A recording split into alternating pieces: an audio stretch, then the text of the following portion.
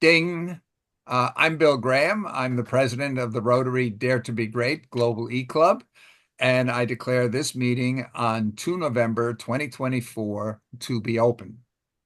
The topic for discussion today is the rapid pace with which artificial intelligence is changing our world and especially about to change our world, not in decades, probably not even in many years, but rather in months and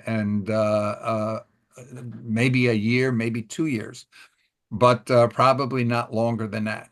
And so we started discussing last week what some of the changes are that are causing that are likely to lead to this rapid change. And one of the things that came to mind a lot here after that discussion was that there are two major thrusts or directions that are taking place with regards to AI. There's all of the talk about generative AI and what you can do with it to improve your productivity. So, we can make images, we can write books, we can have it write emails for us. We can even generate some video materials now. So we can do research. So all these things that can help me on my job or help me on my organization improve productivity. But there's a second thrust that I think might even be more impactful, and that is what's happening for the actual just general everyday people. And we started talking about that last week with the changes that are coming to the Siri, the Apple smartphones with Siri to build intelligence in, with the plans to have that technology included for all Android devices as they merge the Google Assistant with Gemini. And then Alexa, which is due out this month, maybe it'll be next month, but looks like this month, that they will be bringing the Alexa with full artificial intelligence out. And what this means is it's going to take the everyday person and have the everyday person being, I don't want to say the word confronted is maybe the wrong word, but they're going to be exposed to full artificial intelligence. And most people have not. They hear about it on the news and things like this, but they really haven't gotten involved. And we saw even when ChatGPT first came out almost 2 years ago, that it had the fastest adoption in the world, or first try adoption, getting to over 100 million users in less than 60 days. But one of the things that we saw was those early users, many of them looked and said, well, this thing makes mistakes. It hallucinates. It can't multiply. It can't even add correctly. Uh, so this is not useful, and they put it aside and they just discounted it. Now, that didn't become so obvious because newer people were coming on board, but 100 million users overall is not much. And today, when we look, there's some numbers going 320, 350 million uh, people that are using or have used artificial intelligence now. That's not a number that's causing widespread adoption. Um, so when it comes out and it's in the hands of um, of billions of people who are used to using a product, and that product just got upgraded, if you would. It got a brain put into it. That is going to cause a lot more people to become familiar with the AI. And the AI that's available today is a far cry from what it was 2 years ago. The errors and the are very much reduced, and even hallucinations are reduced, or we know better how to manage them, if you would. So I think here the idea that all of a sudden you've got these people who are not thinking actively, oh, how do I use AI? They're just it's just there. And so, it's like there wasn't a sidewalk yesterday. Today there's a sidewalk. You walk on the sidewalk. And I think here this is going to revolutionize AI, that usage, that mass usage, probably more than any specific use case, with perhaps one exception. And at least from what we're seeing, the medical field, you're going to have incredible use going on there, but that's not something the average person sees. But education is probably the one that people are going to be confronted with. And as of right now, people would say, "What do you mean? Schools, they won't change at all." I think it was Bill Gates in just a couple of weeks ago in an interview, um, was saying how high school math in the United States, is actually no better than it was 100 years ago. No Yeah. improvement in 100 years. And the joke here, there's those of you that don't know a lot about U.S. history. The New York used to be New Amsterdam. It was a Dutch colony before it became an English colony. And there's a story about this old guy, Rip Van Winkle, who fell asleep in the woods one time, and he woke up, and it was like hundreds of years later. And they're saying, well, if that happened today, he would be just amazed. He would be seeing airplanes. He would be seeing telephones. He would be seeing television. He would just be so amazed. Wow, everything is so different. Nothing's the same. And then he would walk into a school and he's, oh, thank God. This hasn't changed at all. And which is so true. Our teaching methods and everything really haven't changed much in hundreds of years. So the but the question is that about to change? And I was thinking here initially to show some other things, some demonstrations of some technology stuff, but perhaps before going into that, I can relate something on just the education, and I'll do the demos sort of as a back end proof of why I believe things are going to happen that way. So the last few years, or a couple of years back, we know because of COVID that schools all around the world went to virtual classes where they use Zoom for the most part. And so you had a teacher and a Zoom call with 25, 30, whatever number of students in their class. And for the most part, they did lectures. They did what they would have done if they were in the physical classroom. They did lectures and they asked questions maybe of the students. But the net result of all that is we know there was a significant decline in education achievement uh, during the COVID years. With regards to reading, where we have some statistics, the a study done by UNESCO together with the Gates Foundation and the World Bank, they discovered here that there was about a 30% increase in the number of 10-year-olds worldwide that were not able to read effectively. And so the first question really then is why?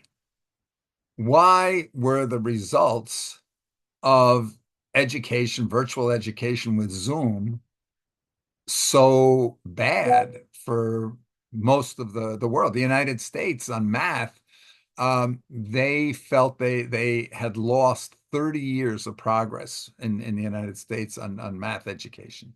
So I'd like to ask, what are your thoughts that some of you might have as to why the education results declined so much when we went into virtual education with Zoom?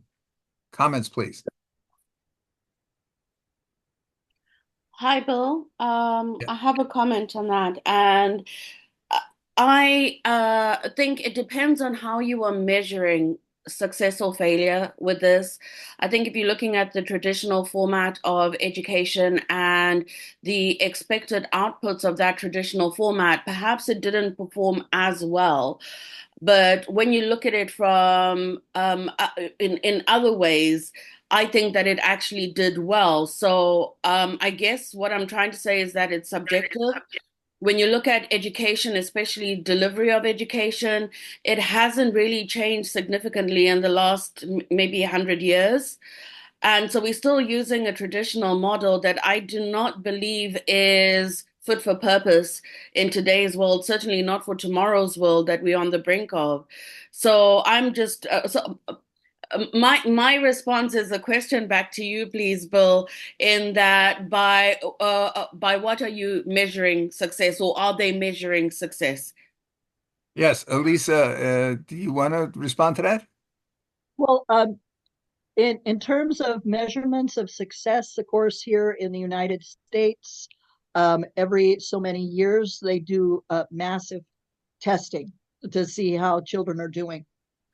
Um, but much of what we have here in society has been the fact that, well, with over 35% of households being run by a single parent, and 80% of those cases being that parent being female, that life's dictates and, of course, other factors have made it so that with many of these individuals, school is seen as something more than a place of education. It's a place to take care of their kids. Mhm. As an educator, during the period of time that we were working to satisfy the government of California to bring cultural education back into the schools, I was actually asked to learn to teach specific pods about human behavior to these students. One was about basic hygiene because their families weren't teaching it to them. Two was a pod for those in the high school age groups about how not to be a jerk at work, which was also based on basic hygiene, that you need to wash and brush your teeth before you go in for your job, as well as other things that you shouldn't be doing in order to keep that going. Um, Now, I'm not saying that all single parent households are guilty of this, but there are a great many that are. Mhm. And it has been something that we've seen a lot in the social service industry, where single parent households are far more prone to a number of issues that they have with their youth. There's usually, for many, there's a higher rate of juvenile delinquency as far as those not going to school activities at all. There's a higher rate of violence that goes on. Um, that also occurs usually when these youth get into start moving towards adulthood and don't have those people setting those examples for them. Mhm. So yes, I was incredibly disappointed when I was asked to learn these specific pods that had me acting in the guise of a parent. Mhm. To me, learning Lisa, basic hygiene, yeah, parent's job. Lisa, if I could, I'd like to keep today's session focused on just where, not so much whether we're teaching the right things or how we have to teach some Yeah. other things that maybe we have not focused on in the past. But Okay. I'd like to look within the categories where we've been doing measurement. Things like, okay, Yeah. math results based on tests. Where did the tests show us being 5 years ago? Where did they show us being now, for example? And Absolutely. right, And you're absolutely correct on that. yeah, And it's because of these household situations that we had a lot of youth that just weren't in compliance with taking courses online. yeah. Well, there was that, but I think here the question is, if we take a look at a teacher and you're there and you're in the classroom and you've got 25 students in your classroom. And let's look at a third grade, let's say, or a fourth grade here, because we don't have then all the puberty aspects mixing into the mix. So if we're looking at that third or fourth grade, and that teacher is disseminating information, and they're sort of observing their students and getting, are they understanding me or not? Or they can ask a question here or a question there. They have that ability to have that feedback coming back as to how well the information that they're disseminating is being absorbed. That's hard to do in a Zoom call with 25 faces on the call, or maybe even just like we have on the call right now, where we just have a whole bunch of names of who the students are, and you don't even see them, or it's a static photo or whatever. But there's other problems on that, because you can't see if the student is if you say to the students, okay, now you try the exercise, and the students are doing something, you don't see what they're doing. You can in the classroom, but you can't necessarily see, walk down the rows of desks and sort of take a look at what are they writing or what are they doing. No, But let's imagine I've had here. that. I've had that experience where I've done trainings online, Mhm. and yes, I have the same situation that what I see here, where it's a lot of names or a lot of face pages, and you don't know if that person's actually there, Correct. Now or let's request assume, Q&A. right. Now let's assume here that we had the situation where all of the virtual education is one-on-one, one-on-one, and with live video. Okay, which means I can have that dialogue with that individual, because my problem is, if I've got 25 people in front of me, I might be talking to this one. I don't know, are the others paying attention to what we're saying or not? And that what that one person is saying might be very important for that one person, but might be totally irrelevant to the rest of the class or the bulk of the class. So now, if we were at one-to-one, imagine how different the result could be in virtual education. Now, what I want to do is I want to take an example of that, and say we were using something like Khan Academy. For those of you not familiar with Khan Academy, and it's only one of many, many platforms out there. This is a tool that breaks, let's say, math down from between kindergarten and fourth grade. They have 450, 449 actually, but 450, let's say, individual learning units, things that you need to learn so that you've achieved all the knowledge you're supposed to have achieved by the end of fourth grade. And they have defined that in a way to say, what's the dependency? For you to learn long division, you need to understand multiplication. You need to understand subtraction. So they went and they defined all the dependency relationships between those 450 learning units. And then they went and said, well, we have to make sure before you go into a learning unit that you've mastered the prerequisites. Otherwise, you're going to have trouble with that learning unit you're trying to learn next. So they built in an assessment into each learning unit.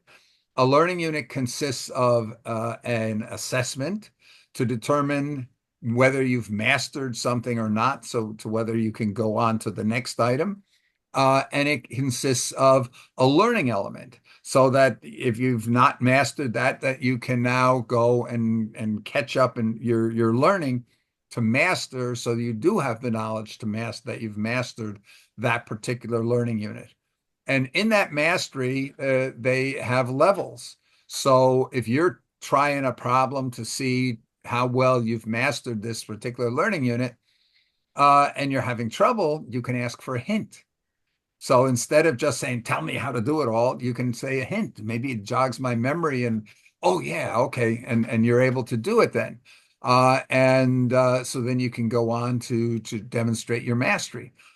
Or if you've gone through, and you can ask multiple hints. If you ask enough hints, you'll find out the whole process.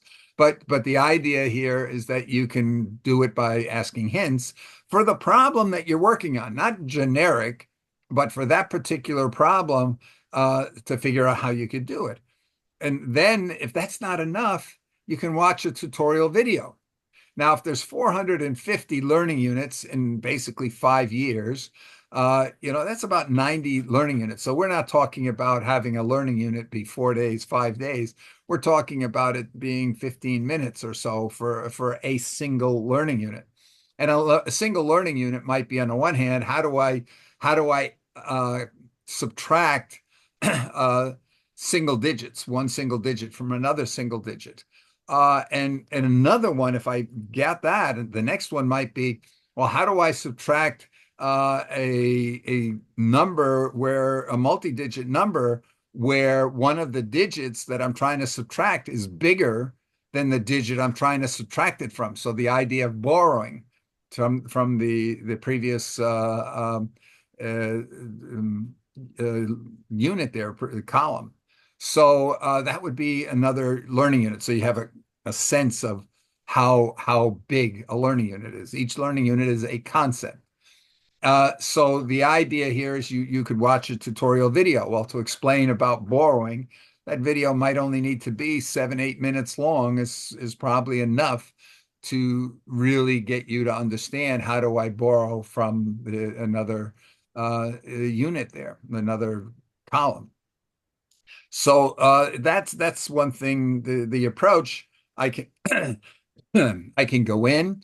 I can watch a video to start off if I've never seen anything about this before, and then I can try to demonstrate that I've mastered that. And if I haven't, I can ask for hints, and I can rewatch the video or stop it and go forward as many times as I need. But recently, they've added another aspect, and that is artificial intelligence. So the artificial intelligence is able to see what you've tried in to demonstrate your mastery on this, and be able to guess why you're having problems, but be able to ask you leading questions. So, hey, Johnny, why do you think you're having problems? I don't know. Well, what's the problem that you're having? What's got you stuck? But not tell you specifically, oh, no, Johnny, this is the way you need to do that. But by asking questions to cause the student to discover on their own, that's why it works, how it works. And so this thing, they call it Conmigo in the case of Khan Academy. But the idea here is that if you've defined the individual learning units you need to learn, that it's relatively easy then to have a dialogue with an artificial intelligence or a human teacher. If you're doing one-on-one, and the human teachers explain to you how you do subtraction, where some digits might be larger than the digit you're subtracting from, and then ask you, here's some practice exercises, do the practice exercises, and if you're having trouble, to dialogue with you. Can you see how, if that was the way if we had that one-on-one in education, virtual education, and the student is proving mastery at every step of the game. If by the end of fourth grade, you have proven mastery, 100% mastery of every single one of those 450 learning units by the end of the fourth grade, can you see how that's a totally different game from today? Would you agree that is a totally different situation? Comments, please. Yes, Nudra, you're muted. Yes, yes, yes, it will totally revolutionize the educational system. I would like to share the school of Elon Musk, which he created for his children, Yeah. and that school is Astra. And there are only total 15 students that are enrolled in that school, and the concept of GPA has been abolished in that school.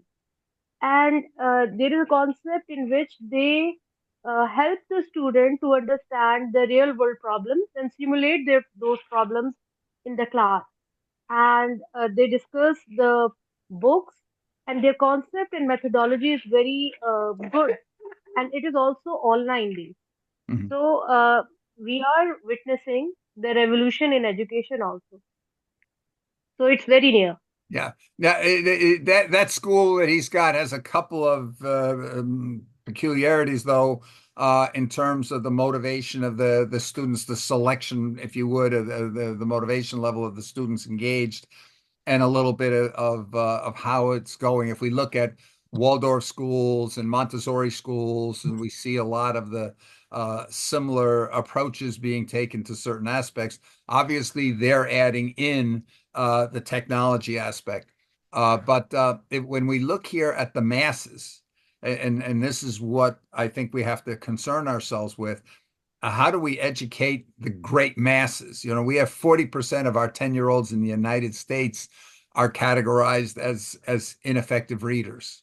This is mind-boggling. In Germany, here, the studies show 25% of their 10-year-olds. That's every fourth 10-year-old can't read. And if we go by the United Nations studies, or the UNESCO Gates Foundation World Bank study from 2022, that it showed that roughly 2 out of every 3 10-year-olds in the world can't read. So we're looking to say, okay, how do we change that picture? Now, if we conclude that if we had been able to have one-on-one, where the teacher would be able to focus on that one student that they're interacting with here virtually. Yes, it might have been even easier if they're sitting there on the same table with each other, but you would be able to have had a much better result during COVID than what we had with a teacher trying to deal with 25 students that they have no direct contact with. But there's a problem. True. We don't have enough teachers to be able to have every student have a one-on-one with a teacher. So what do we do about that? Well, the on the one hand, a couple of breakthrough technology. I talked about Conmigo, but that's a custom app that has been developed in the last year. But in just the last month and a half or so, we've now got advanced voice technology that has been released by OpenAI, but now everybody else is bringing the equivalent to that. And that enables you to just have a real-time conversation back and forth with an AI about anything. And so if that AI says, hey, my mission here is to help, if the prompt said, make sure Johnny has mastered 100% how to do long division, and question back and forth until he's achieved that. It can do that, and you can do that in interactive voice or advanced voice. Yes, Denise. I think it's very interesting what you're saying. And when I'm trying to apply it to my own experience, like teaching students from multicultural environments, the way in which they respond to a human teacher is very different to the relationship they would have with something like, a digital learning session. With a teacher, you've got norms, values, and beliefs that will play into how they interact with the teacher. So, for example, from cultures that are very high power distance, if you're looking at Hofstede's cultural dimensions, they struggle with asking questions, challenging, because it's almost perceived as if I ask my teacher, that's indicating that they didn't teach me good enough, or I'm storming them, and challenging their authority or their knowledge on a particular topic. And I'm curious, I haven't done enough research on this. So again, my opinions are very loose. I'm just curious about whether actually having AI tutors will be much better for children in the world, because these AI tutors will be able to cater to the individual level, so personalized like learning environments. Um, that will factor in these norms, values, and beliefs, Mhm. and be able to do that at scale as well, which is something that a teacher can't do if they're in a class with 20 to 30 students. You cannot.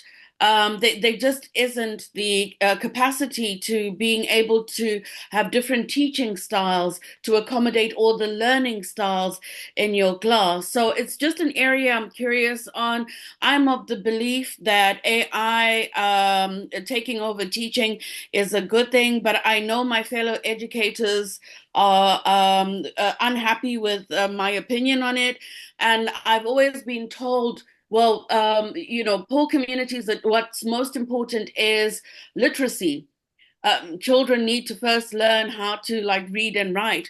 And my challenge to that is yes, absolutely. But who said a human teacher is better at teaching literacy than AI will be ever be? Yeah, and the thing, I always say when we're talking about AI is, first of all, we have to remember there's no intelligence involved, so we should drop that word intelligence from the discussion. But so it's not man versus machine, which I think so many people who have not really dealt with AI, they think this is going to be the human against the machine. And it's really not. What it is it's the knowledge and experiences of a single human versus the recorded collective knowledge and experiences of millions of humans.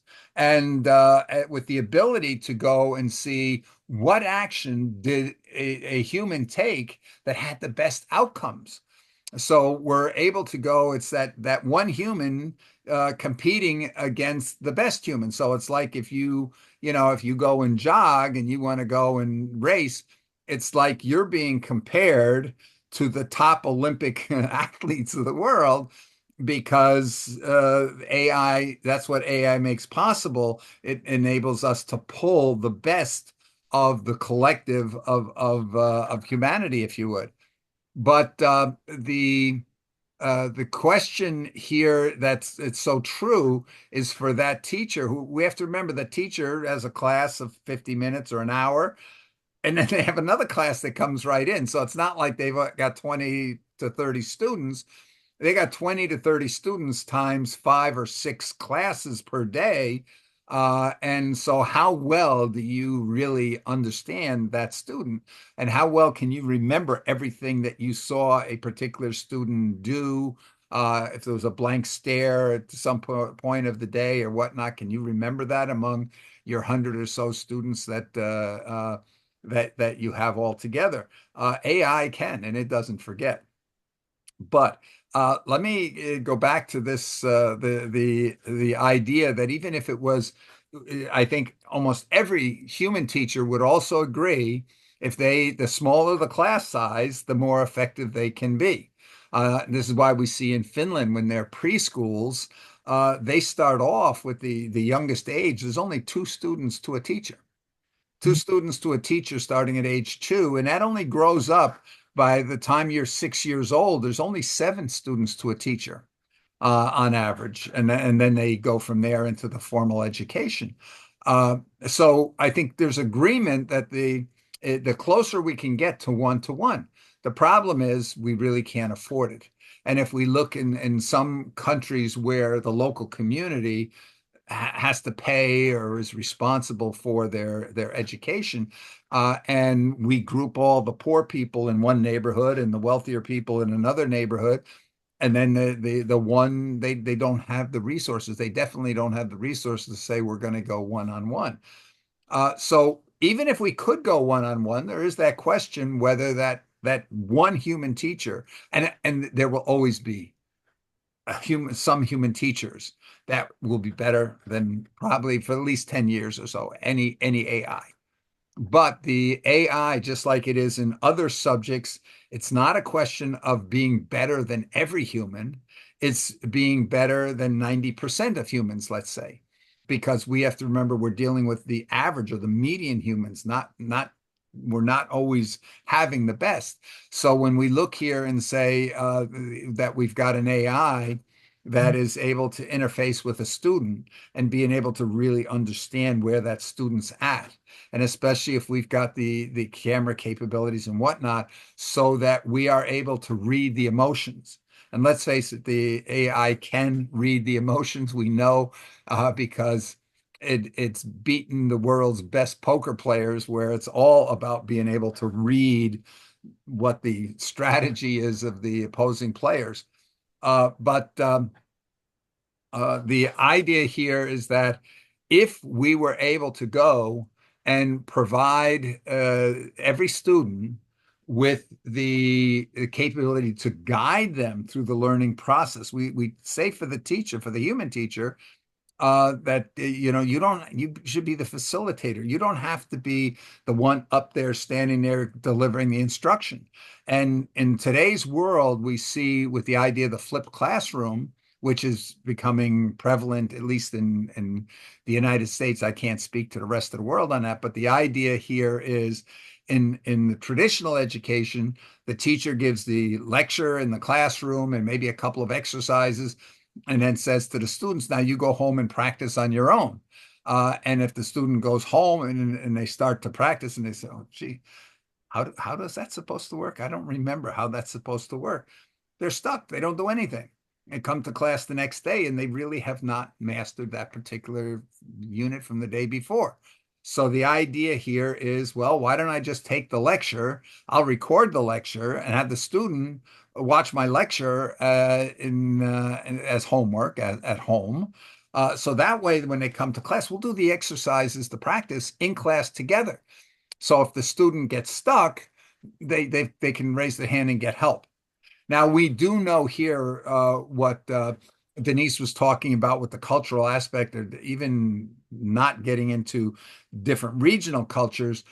We know there's an awful lot of students that feel embarrassed in a class of a lot of peers to raise their hand and ask a question because they're afraid their classmates might think they're dumb, they're stupid.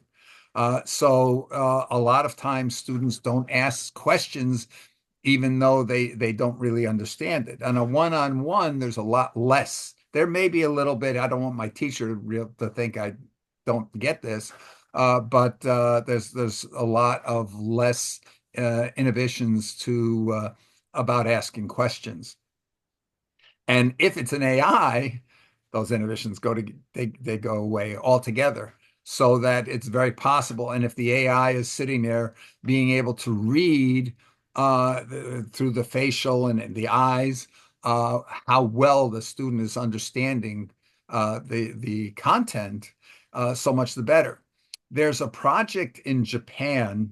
I think it's called 360 or something like that, where what they've done is they put cameras all around the classroom, and they actually do that. They actually are able to detect which students are getting the lecture and which ones are not.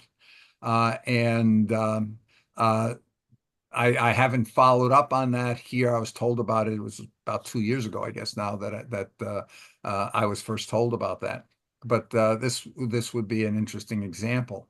So the bottom line here is that education, if we were able to go and have the education process be the students learning on their own by following the pattern of the dependencies. And let's face it, every textbook follows that same model that, okay, if you need to know this before you can go on to that, they structure the textbook in that format. So if they were able to go and do that, and if they're getting stuck on anything, the AI is right there to help them. But the AI is not going to intervene unless that help is needed, is warranted, because the number one objective that we now have for education is to turn everybody into a successful independent learner. And if I am providing a crutch that is always jumping in to stabilize you anytime you're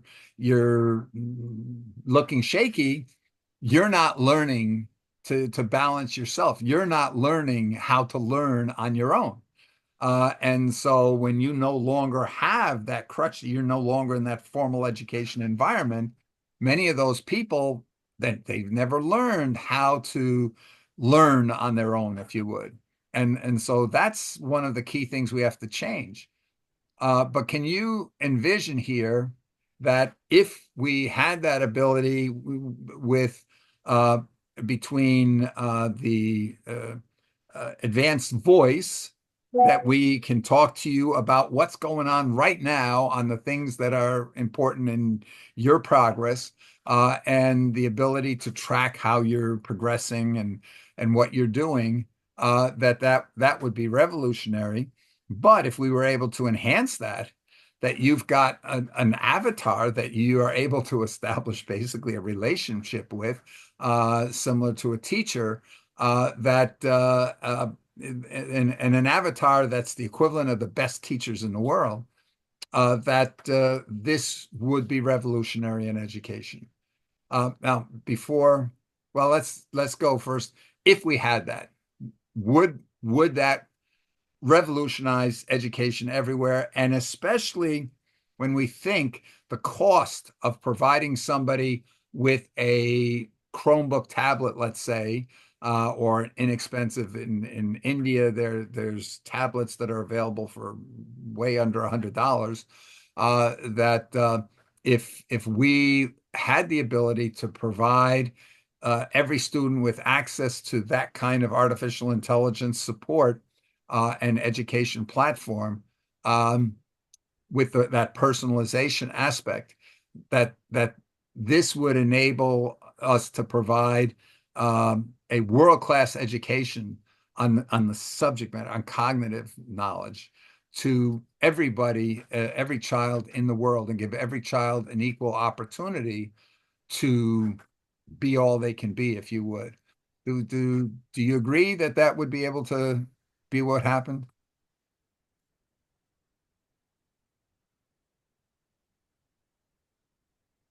Yes, Nudrat. Yes, definitely. Like we have seen that the recent advancements, like virtual companion, so we can virtualize the teacher as well, and we can translate the lecture or the content into various languages with the recent speech, NLP, and speech recognition capabilities like Whisper. So yes, definitely it will change these things in recent time. Mhm. Yeah, and it's interesting here. The languages, Khan Academy, I don't know, even like 3, 4 years ago, it was already available in about 40 languages, their videos and so forth. And I actually headed up a project to create a platform that would enable Khan Academy to be translated in a tiny, tiny fraction of the time into basically any language. Now, that's the platform, not the videos, because in a lot of places they were translating the videos, but they were not translating the platform. And the platform is really where the benefit is, more so than just having recorded lectures.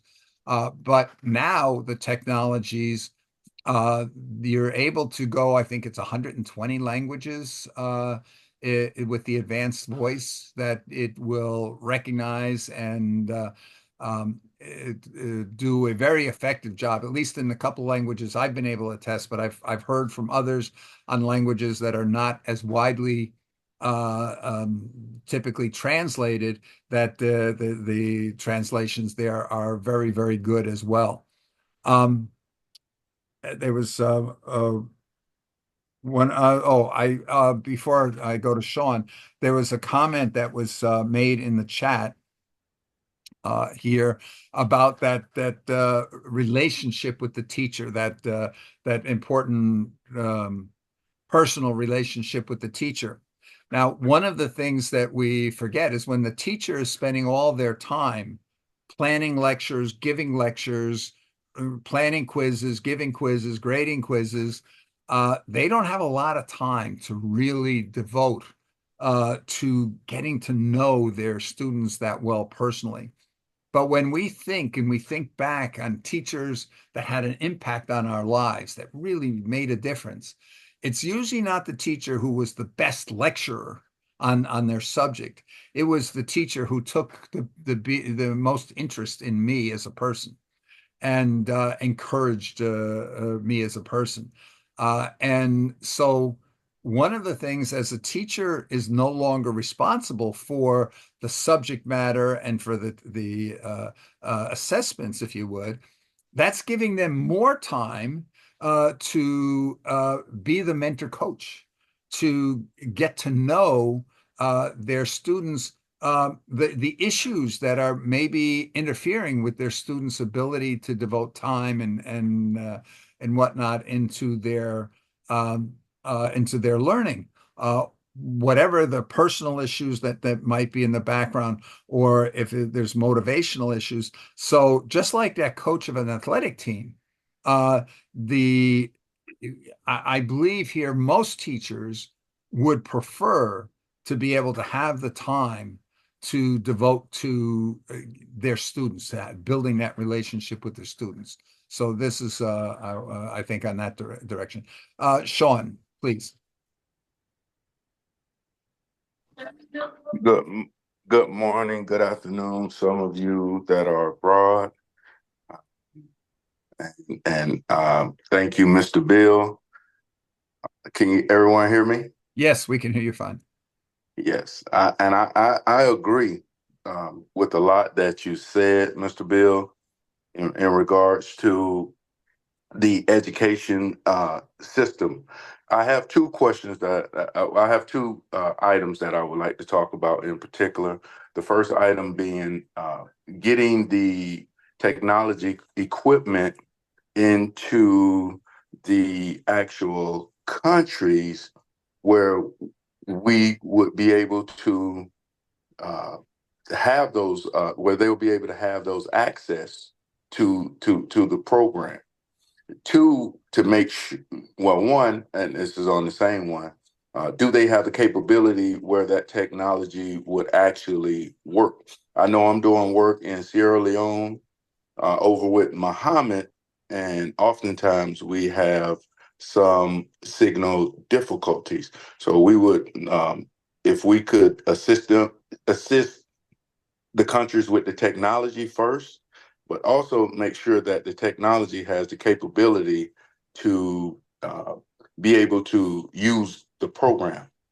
Secondly, I like what you were just having a discussion about when you were talking about the engagement between the educator and the students. I have a lot of success with the students that are in the program that I lead, and in part because of the relationships that we have, and to keep the kids are open to a safe place, and they're also able to free their minds and learn and ingest the information that is being delivered. Because oftentimes when kids are dealing with traumatic issues, it enables them to actively learn. And these are some of the stumbling blocks that I have ran into just being an educator myself. But as we break down those roadblocks, we're finding that we're having more and more success. So if we're going to incorporate this in the CFA plan, I will just make mention of those two items that I just discussed. And I think that we could move forward and we can have a global success. Yeah. Yeah, thank you, Sean. Just to clarify, this has nothing to do with the CFA plan. The CFA plan is very different. It's really only with the economic and the sustainability the questions, if you would. But to the question of the technology availability, there is a version, for example, on Khan Academy, if I look at that, that you do not even need to have an internet connection.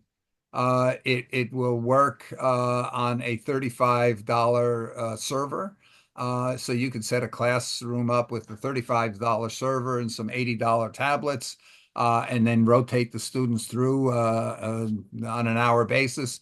So for less than $1,000, you could probably provide Khan Academy access to um, probably 100 students or close to that. And it works with a sneaker net. So somebody on a bicycle once a week can swap out thumb drives and are able to do that. That might not be able to get to the all the AI aspects that might require real time. That is coming to edge technology. Give it a couple of years, and I think you will see that. And we either the connectivity from satellite into a lot of parts of the world will become more ubiquitous, or will improve on the edge technology to be able to allow more to be done. But experiments that have been done on this in different parts of the world have demonstrated incredible results. In certain places, it's in the United States, it's used in prisons where people are not allowed to have communications with the outside world. But it's also used in some developing countries. It's called Khan Academy Light. And but that's only, as I say, one example there. And that would still provide the availability in the 40 or so languages that they currently have. Okay. And the motivational aspect, as I said, it's the key is giving teachers the time and space, if you would, to be able to focus on the non-cognitive material aspects of the learning, because so much of learning is dependence. Is your mind freed from all the traumatic situation you might have from your home or neighborhood situation, or bullying that's taking place in the school, or even disabilities, and how do we deal with a whole bunch of different kinds of disabilities, or your language background, that maybe your skills and that classroom's language is not as good as others, and this can compensate for a lot of those things. Kurt, yes, please. Yes, so thank you for everything you do and all the people's contributions to this, because it is all of us. And the triangle that was mentioned, uh, yes, it's true, but it's actually more like a torus. And when I say a torus, it's the whole class interweaves itself and its genius when you have a full creative class, because it's like you mentioned also about a team, a water polo team or something like that. When a person is not necessarily so on, somebody else knows that and feels that and knows how to be able to make the pass and where and so on, or a particular kind of a shot and so on. They really sense things more. How? It's by having the opportunity to really know each other and grow with each other. It's to be able to know that we each have our gifts, that we have this idea of the mass of love that's available when we do that. And it transforms an entire school when we have character development kind of programs there. Mm-hmm. And, I'm a little bit of a proponent of that. Yeah. But thank you so much for this. And I really need to talk to you about getting AI into some of the work that I'm doing in peacemaking. Thank you. Yeah, I actually hear one of the things that I think we realize is character development, working well with others and things. We sort of overload the functions in the classroom. We're saying, okay, we're teaching math, but we also want you learning how to get together, get along with others around you. And one of the things here is when we really can be very successful in the core functionality for the cognitive skills, that increases the amount of time that's available to deal with the aspects of character building or Yeah, the arts and so forth. So we see in that totally. school in Austin, Texas, that really has gone and fully adopted artificial intelligence in their program. They've normally the school day is 6 to 7 hours or so of academics. They've been able to compress the academics down into only 2 hours a day. And in those 2 hours a day, they've managed to get that they're in the top 2.5% of all schools in the United States. So it's and they take the time that's been generated, it's been freed up for that, and they're able to devote that more to the arts and character and uh, team building and so forth. So I think there's a lot of benefits that come with that, if you would. Okay, let me go. Let's see to Nudrat, please. Just I want to share my personal experience. My son usually use Chat GPT, and he said to Chat GPT that now from now onwards I will call you Sunny. So whenever he call Chat GPT Sunny, so he it responded him like his friend. And recently, I saw the chat between my son and ChatGPT, and in that, my son asked him that I'm very scared that I might got failed in Urdu. So the ChatGPT replied, "Oh, don't worry, you are not the only one. There are many students around, but here are the instructions or guideline for you to improve your Urdu, try to read, try to learn some words. So uh, see how it can able to engage the student at individual level.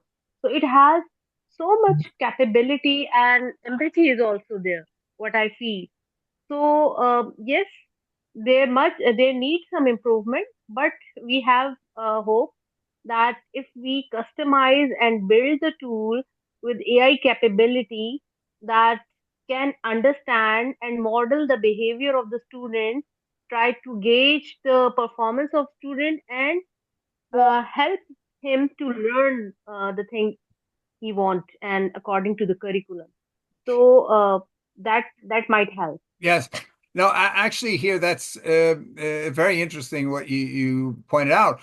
Sam Altman, not too long ago, I think just within the past week, it might have been during the Dev Days in London last week, where he reminded people when we look at AI, one of the things is a lot of people look at AI and they jump to point out what it doesn't do well.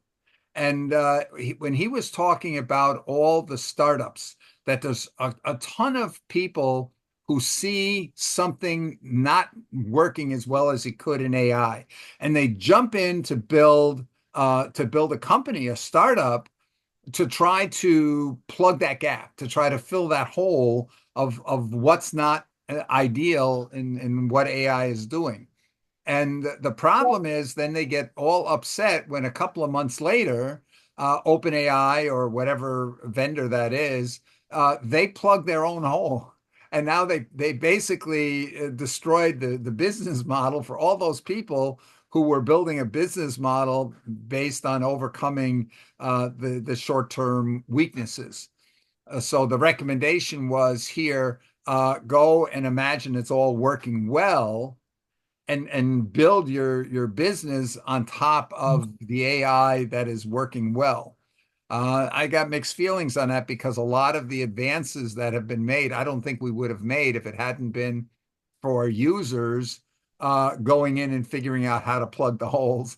And then we have companies like OpenAI to see what the users did and say, oh, that makes sense. Let's put it into the main product.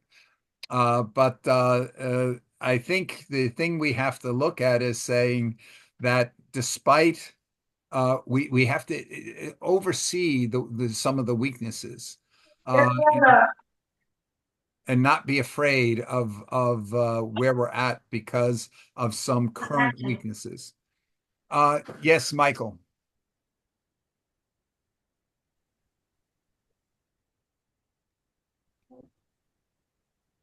Bill, can you hear me? Yes, we can hear you now. Thank you very much. for this very important topic you're talking about, education. And what I've noticed is this new development coming up of artificial intelligence does not encompass or does not think of early childhood education. Mm-hmm. I wish something like that was there to, learners grow right from nursery or kindergarten. They grow up with the idea of how to use this thing, but at the moment you cannot use it to in the nursery schools. But talking about nursery schools, there is the normal way of teaching, where a teacher stands in front of a classroom and facing the students, telling the students what he or she is teaching, seems to be not effective. There is this thing called solutionary education, where they teach they call them learners, not students, how to solve problems that are affecting their community. You don't tell them what to do. They themselves find the problem and think critically on how to solve that problem, and they come up with solutions. I think that is the way forward, but when you include AI, it becomes a little bit complicated. So briefly, that's what I wanted to say. Thank you very much. Yes, thank you, Michael. Actually, here, nursery school, we had a session maybe about a month and a half ago, where we basically devoted it to how AI could be used in the nursery, in nursery school, if you would. I actually had AI make me an image that I'll share at some point. But what it's basically, it came out of a discussion I had with ChatGPT, where I asked ChatGPT what it could do to help close the preparation gap. So if we look here, if you're in a wealthy family that's sending your kids to an exclusive preschool and they're learning to speak 2 or 3 languages before they're 5 years old, and they're learning to write and do numeracy at that early age, how do we give that same capability to all children? Because we know from studies the biggest reason for the discrepancy that we have in for older students at the high school level, let's say secondary school level, is because of a difference in the preparation before they ever began school. Here in the United States, we have studies that show there's up to a 2-year difference in where your mental maturity and in your verbal vocabulary skills when you start kindergarten, depending on if you're from a upper or middle class family, or you're from a working or welfare class family. And so I was asking ChatGPT what could be done about it, and ChatGPT actually came up with a very detailed explanation. And I don't know if you can read the title on this here, a paper. It's a 50-page paper that it put together from on closing the early childhood education preparation gap. Just fresh off the presses, 27 October.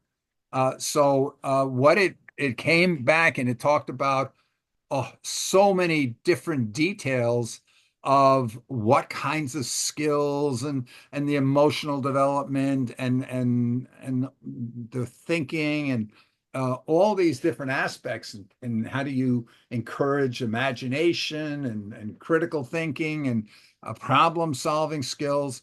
And then in the end, I said, okay, can you write me a prompt?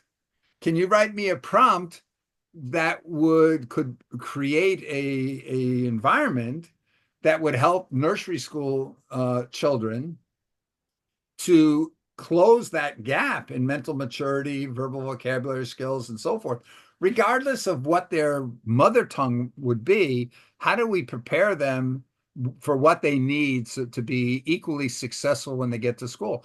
And I have the whole prompts, all the prompt details spelled out as to, okay, here, tell ChatGPT to be doing this and to be doing that. It did add in some agent instructions so that it can do logic.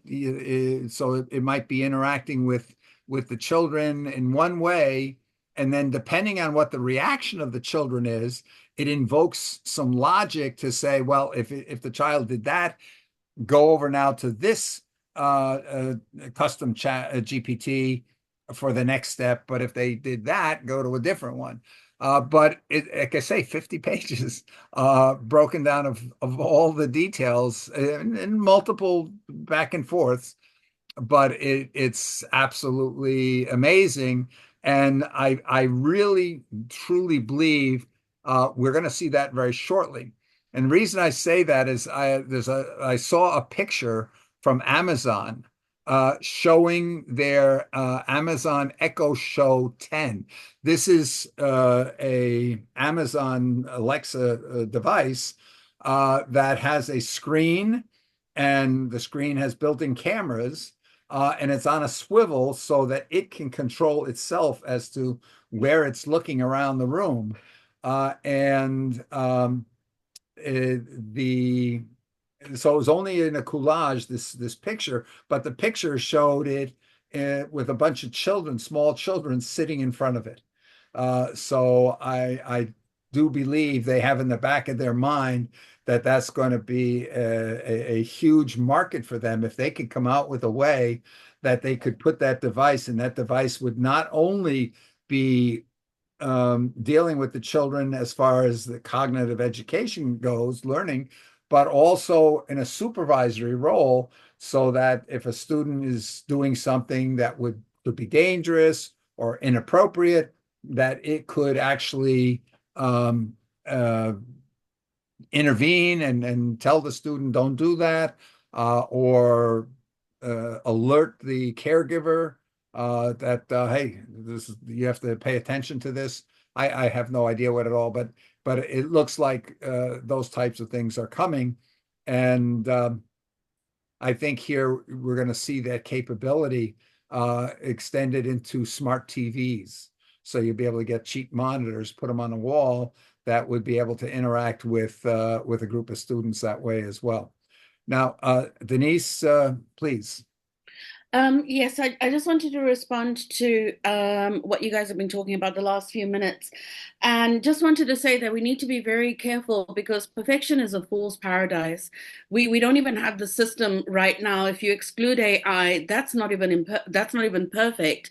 So to expect perfection from AI, I think we really being very idealistic with it. There are going to be some teething problems, but when you look at the way that the change is truncated, like before, for tech to get polished over time took a lot longer than what it's taking right now. And maybe about 6 to 8 weeks ago, I was facilitating a session with an AI think tank, as you were, on future trends in AI, and those weren't my opinions. I was leaning on publications from the McKinseys, the Forresters, the Deloittes of this world that are actively like researching on this and are good at providing that research. And I had included the autonomous AI agents in decision making. And the research was saying that this was something on the horizon, but around about 3 to 5 years. And what a shock it was for me last week when Microsoft had then announced that by this month they are launching autonomous agents, Yeah. AI agents. And I was just thinking, how did we get it so wrong? Like a few months ago, the researchers were predicting that this is it's on the horizon, but we've got a few years before we get there. And I'm wondering what else, quantum AI, just how far have we got with that? But when it comes to, like, we're talking about the early years learning and development. So I have an AI startup, and I'm incubated with Google, and I'm attending like Google School with like thousands of other like founders that are being supported through there, and they're talking about the AI use cases and tech that they're actually building. And last week there was one of them that was talking about AI that they were building that was going to start with children as young as 2 years old Mhm. and stay with them for their whole lifetime. So having personalized, like your own personalized AI agent or bot, whatever the way that you want to call it, that's in development right now.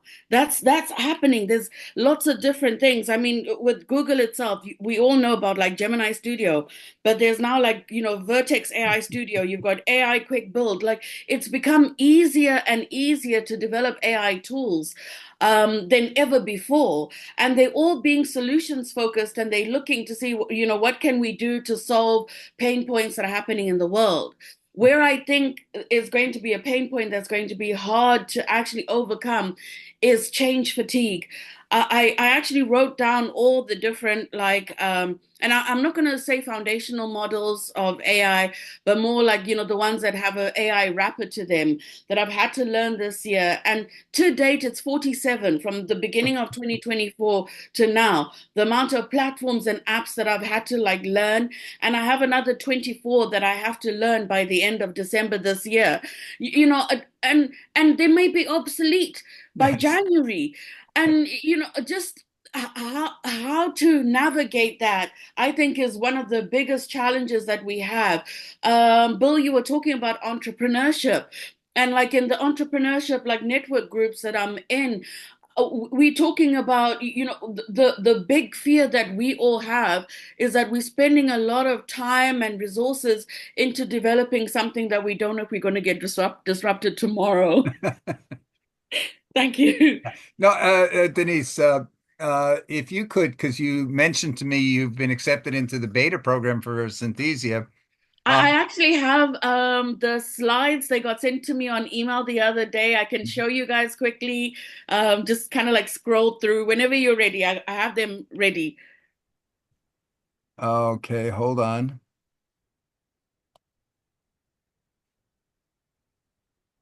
Okay, I just made it possible that you would be able to share. But if you could sort of well, okay, why don't you go ahead and share your screen, and let's look at that, because we're talking about here. Oh, wouldn't it be great if we had these technologies, if they're and there's three main. There was just an announcement this morning. DID, which according with along with HeyGen and with Synthesia, is a major player in the avatar space. And so the they just announced they have an interactive avatars as well. So go ahead.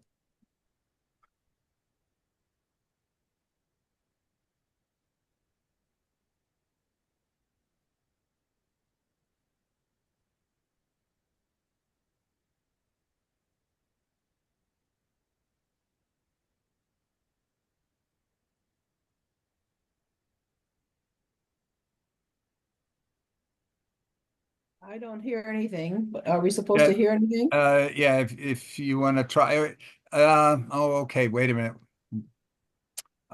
Yeah. There's you may have to click those unmute buttons.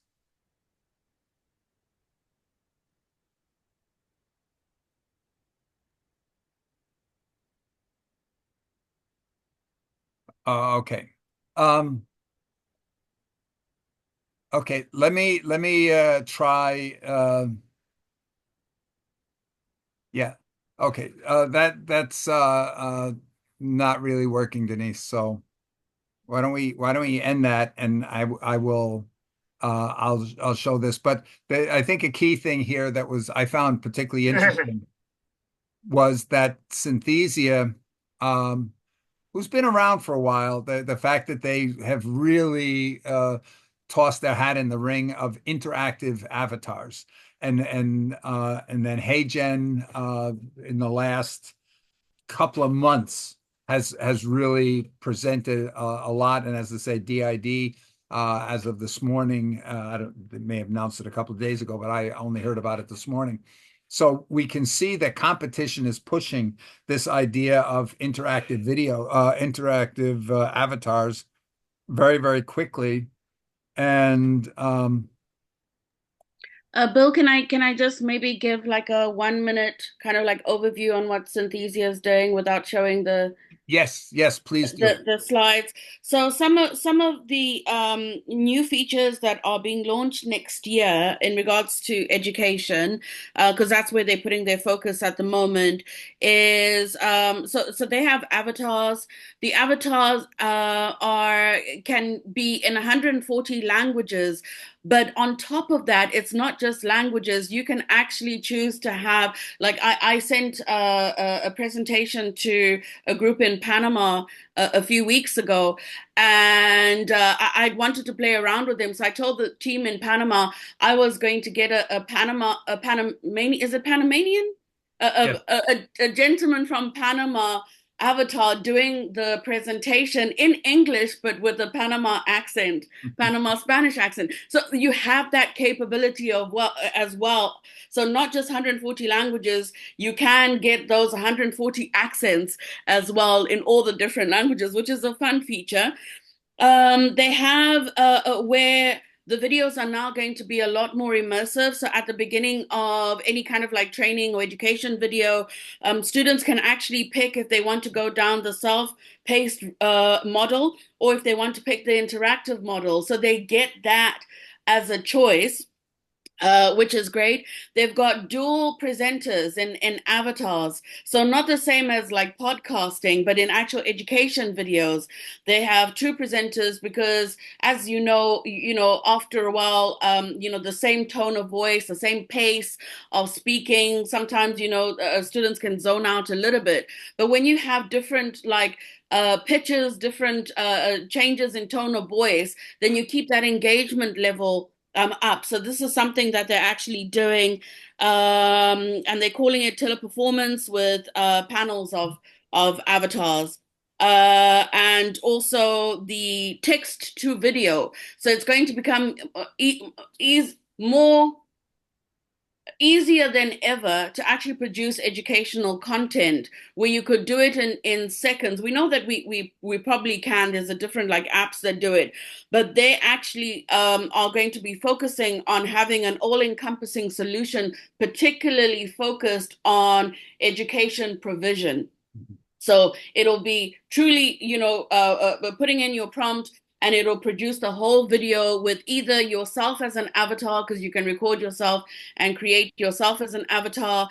And in that way, doing kind of like updating of the course material as education is constantly changing as well, you'll be able to do that in seconds. So they really are looking at removing as much friction as possible. It's really exciting. I'm really excited to be on this beta. Yeah. Now let's take this a couple of steps further because we talked about how quickly the agent technology has come along, and yes, Copilot, Microsoft's autonomous agent technology was. Well, that might have been even just one day or so difference to Claude 3.5 bringing out computer control. And if you haven't seen that, you literally can say to Claude, you know what? Go find out what the most popular 5 YouTube videos were on this, or the top 50, whatever, and go put it into a spreadsheet and then analyze it based on the lengths, based on the contents of it, and so many different aspects. And it will do it all. It'll go out, it'll do the research, it'll find the results, it'll bring it in, it will analyze those results. And if you want it, we'll write up a summary paper on it or to even make a video on it. Well, the video part, that's not there yet, but it'll do all the rest. But now what agent technology really is is it's really just chaining together a bunch of different steps so that we go and ask, we provide a prompt, we get a response. And then depending on that response, we create a new prompt. But in this case, instead of us, the human, creating the new prompt, what they've got is the artificial intelligence is creating the prompt for the next step based on the outcome of the previous step. And so that's in a nutshell, if you would, what agent technology is capable of. So now imagine this in the education setting. You're discussing with the avatar here some aspect of education, and it's able to go and generate a prompt that instantly generates a video snippet that explains what it's trying to explain. And it could do that in a simulation, so it looks like you're in a factory. It looks like you're in a chemistry lab. What I mean, the potentials are unbelievable, and it's not there today. Well, not all of it, at least, but a lot of it is, but some of it is not fully there today. We can't create fully the videos, or we can't go and say, okay, hey, AI, supervise my children and tell them to behave if they're doing something wrong and alert me if I need to do something. That is not there, but 3 days ago or so, Meta came out and they actually have now got and demonstrated that they are able to go and analyze live video while it's playing. Your camera is looking and it's able to understand what's going on. Now, in a way, that's not new. That's what automatic self-driving cars do. They've got all these cameras and devices. Tesla is totally built on cameras. It's observing and interpreting what's going on around it, and it's determining what actions to take based on the cameras. But we've really not gotten into doing that here for everyday life for everyone. But that's coming, and it's going to come very, very quickly. And I'm going to show you something in a minute here on voice, just to give you a sense of where that is. Last Monday, Monday was, I think, the Dev Days in London for OpenAI. And one of the things they did was demonstrate how using ChatGPT 01, that's the version with the advanced reasoning, they were just able to say there was a drone sitting on the stage, and they were just able to say, hey, ChatGPT, make me an app that will control this drone. And then they were able to just talk to ChatGPT saying the drone should take off, it should fly here, and turn the camera on and take pictures. And they just were able to control it. But the whole thing was just generated, the whole program to do that was generated by just interacting with ChatGPT 01. And that's only one of the things they demonstrated there. It's just all taking place so fast. Yes, Joan. You're muted. My mouse doesn't move as fast as I want it to. So good morning, everyone.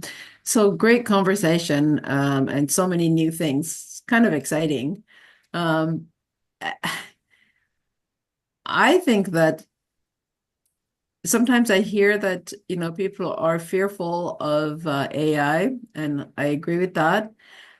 But I also agree that it's a wonderful opportunity to learn something new and to address a lot of other issues that we're having in the world. Certainly, education is a huge issue worldwide, and the UN, if I understand it, has linked sort of poverty to education. So education would lead to less poverty. So meaning gets better jobs, etc. So I'm just wondering if we're going this way with AI and we're training people to get these jobs to have a better life, like it's almost like it's not in sync with everything. Yes. Right? And And I mean, I think that when we talk about I don't think it's here yet where it's going to, like, I feel, and I'm usually pretty good about feeling that I'm in control of my life, but I feel like the AI industry, I'm going to call it that, because I'm not sure what to call it otherwise. It's all the big players who want to control your life on what you do and all of those sorts of things. It seems to have that. Now, I'm not sure if it does, but it seems that it could happen.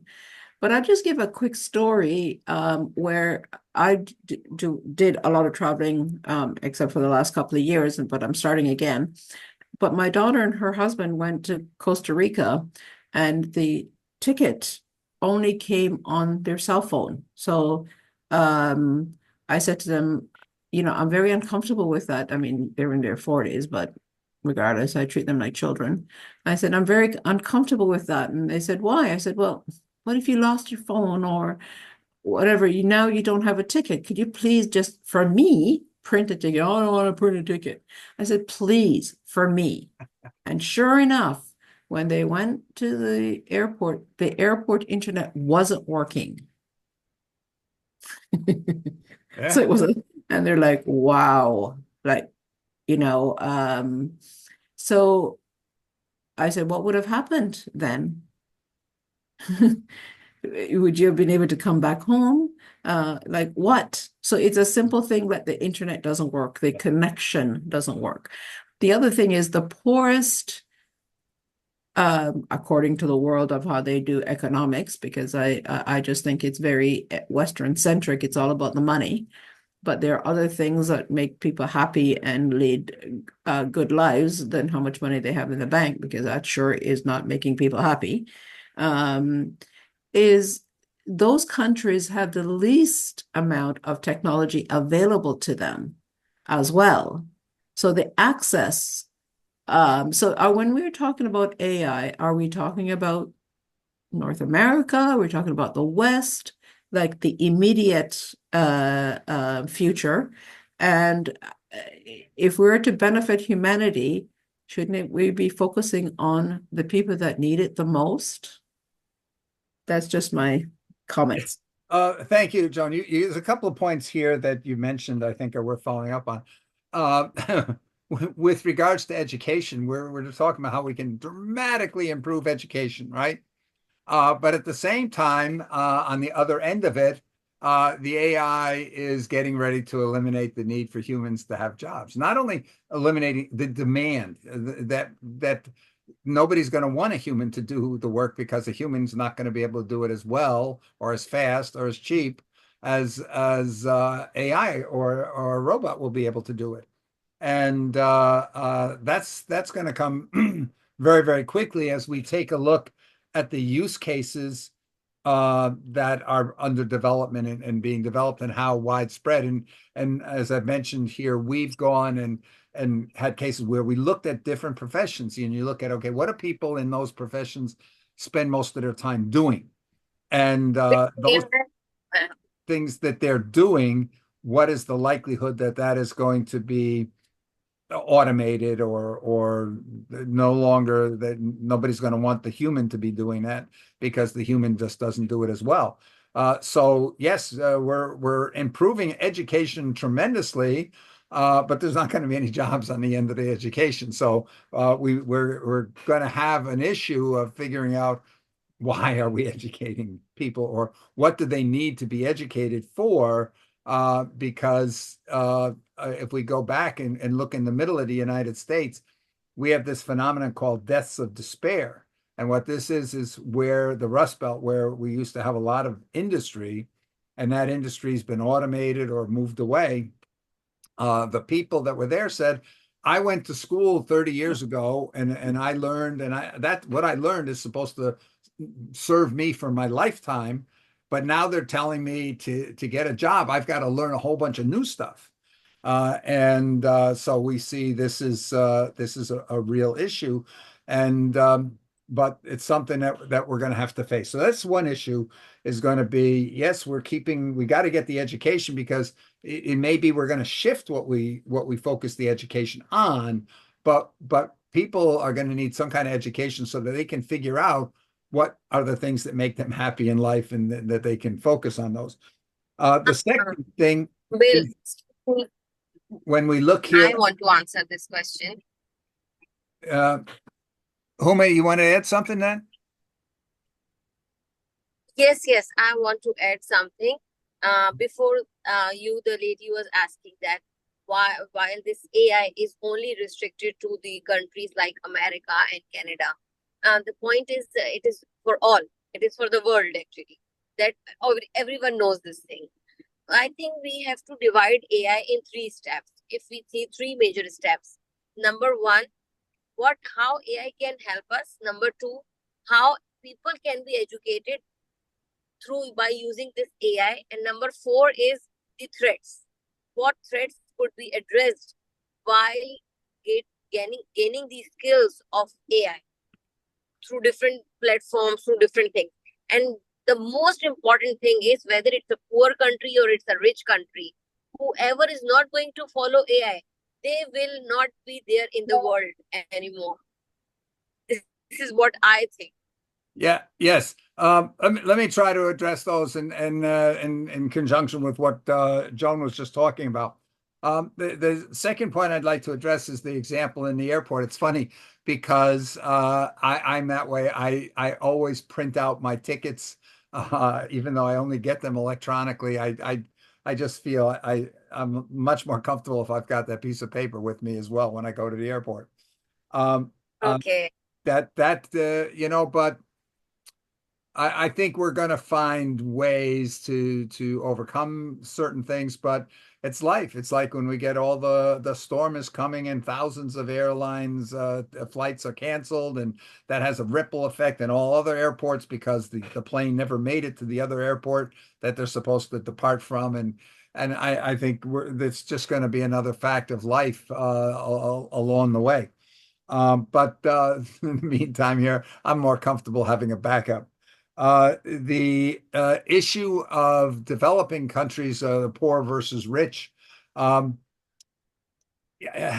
thinking here we need to have a separate meeting on this because my fear is that.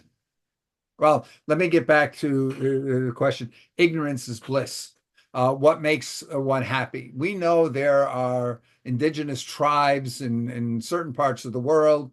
We get so many reports. Somebody visited that tribe and they commented on how happy everybody seems to be. They lead very simple lives. They don't have electricity, maybe. They just fish and they live off the land.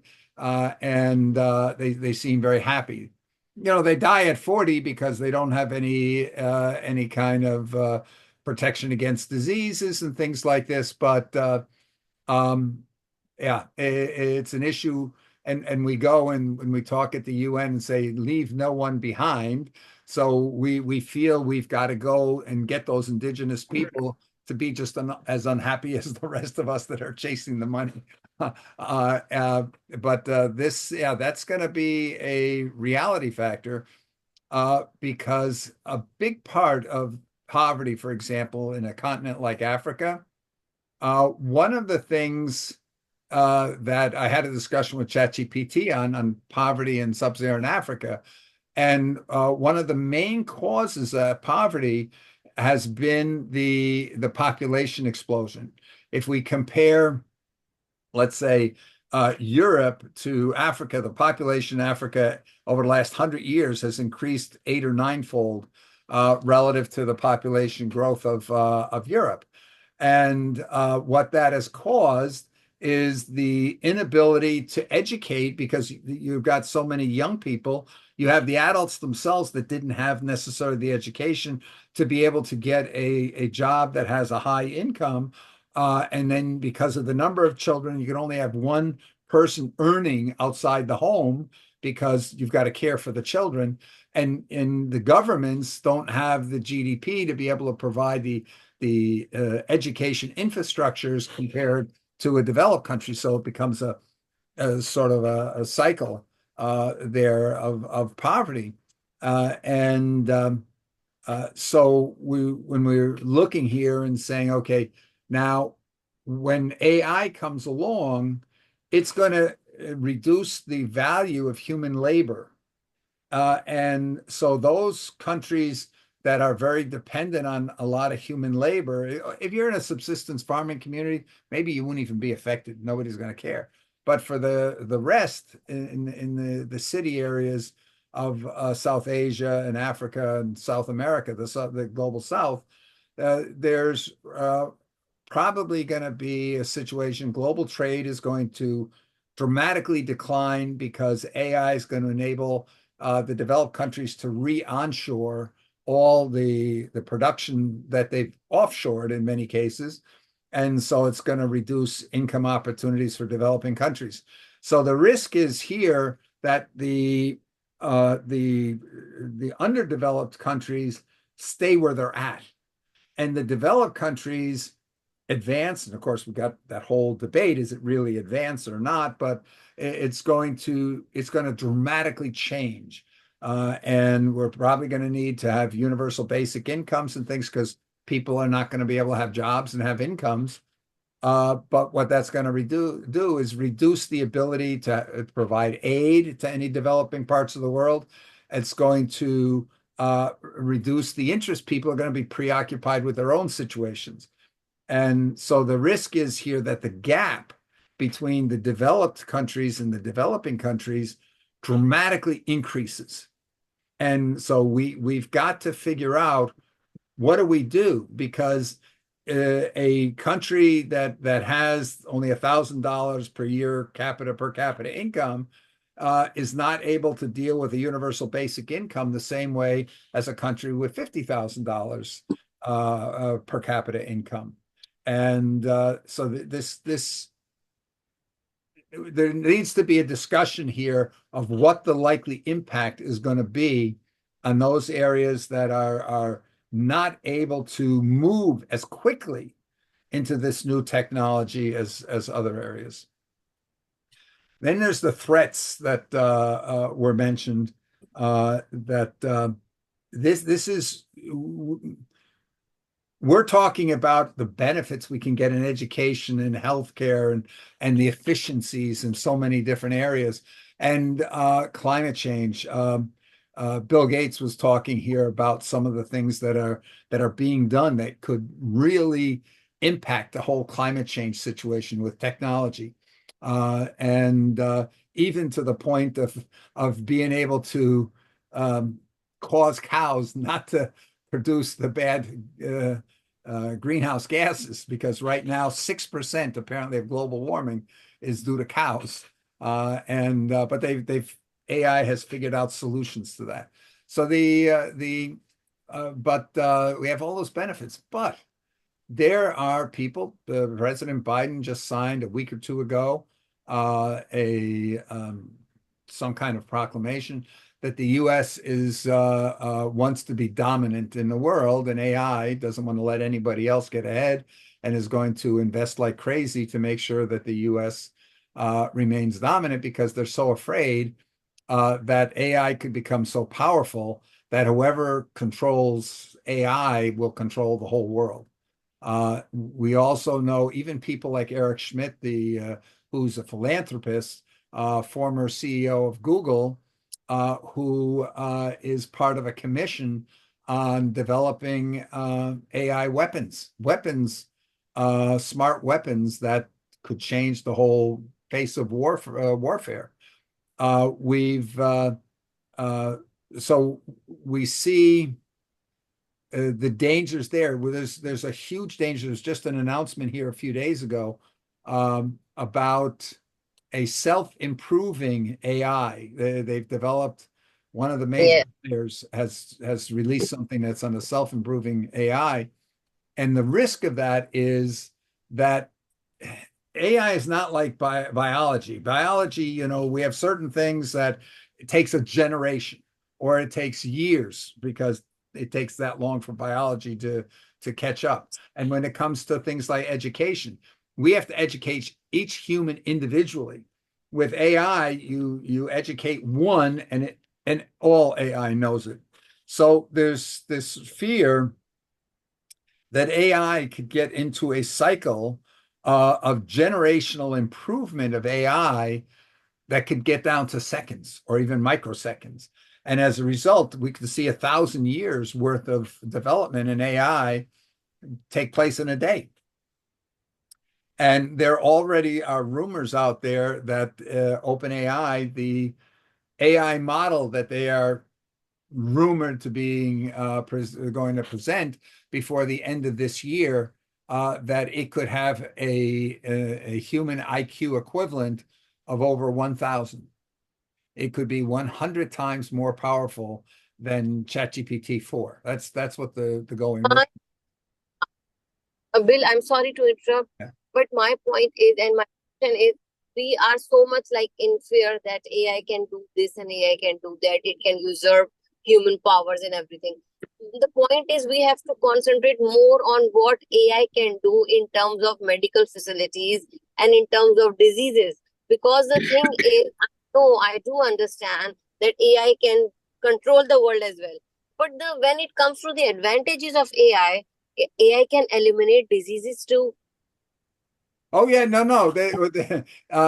AI has the capability to eliminate diseases or the capability to cause a pandemic to eradicate 90% of the world. So we can't yes, we've been talking here about education. We're talking about how do we get some benefits out of AI, but at the same time, we can't forget about the dangers. What we don't want to do is no country is willing, no major country is willing to sacrifice the advances out of fear. Right now, the feeling is that the United States is deathly afraid China will surpass them in AI and end up enslaving America. And I'm sure the Chinese feel the same way, that America is trying to dominate the world, and they're only pushing AI as in their own defense.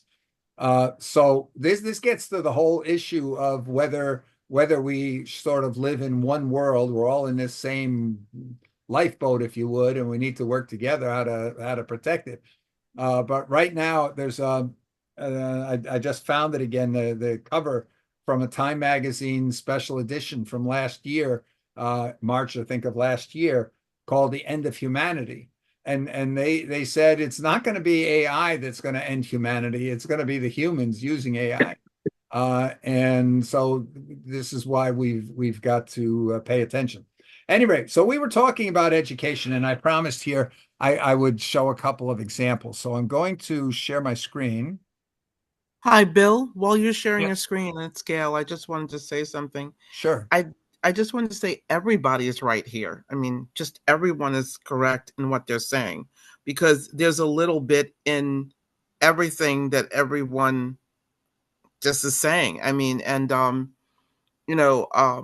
one thing, Bill, that you said that really struck in my head is I've been at the UN in the last couple of weeks, sporadically, because usually I'm there every day if I'm not traveling. Is that we're not looking at it. I think you and I said this on one-on-one. I think you said, and it really hit me, that we are not looking at where the world is going from the lens of AI. We're looking at it from where we are now, thinking the same way with AI, and AI is beyond that. We have to look at what the world is going to look like through an AI lens. You tell me if I'm wrong here. Through an AI lens of where AI is going, okay? And what the world is going to be like with AI, not through a lens of how we see things now.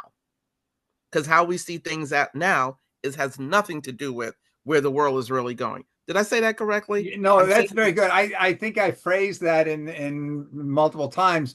I'm quoting Wayne Gretzky, the Canadian hockey player, ice hockey player, who said, you've got to skate to where the puck is going to be, not where it's at now.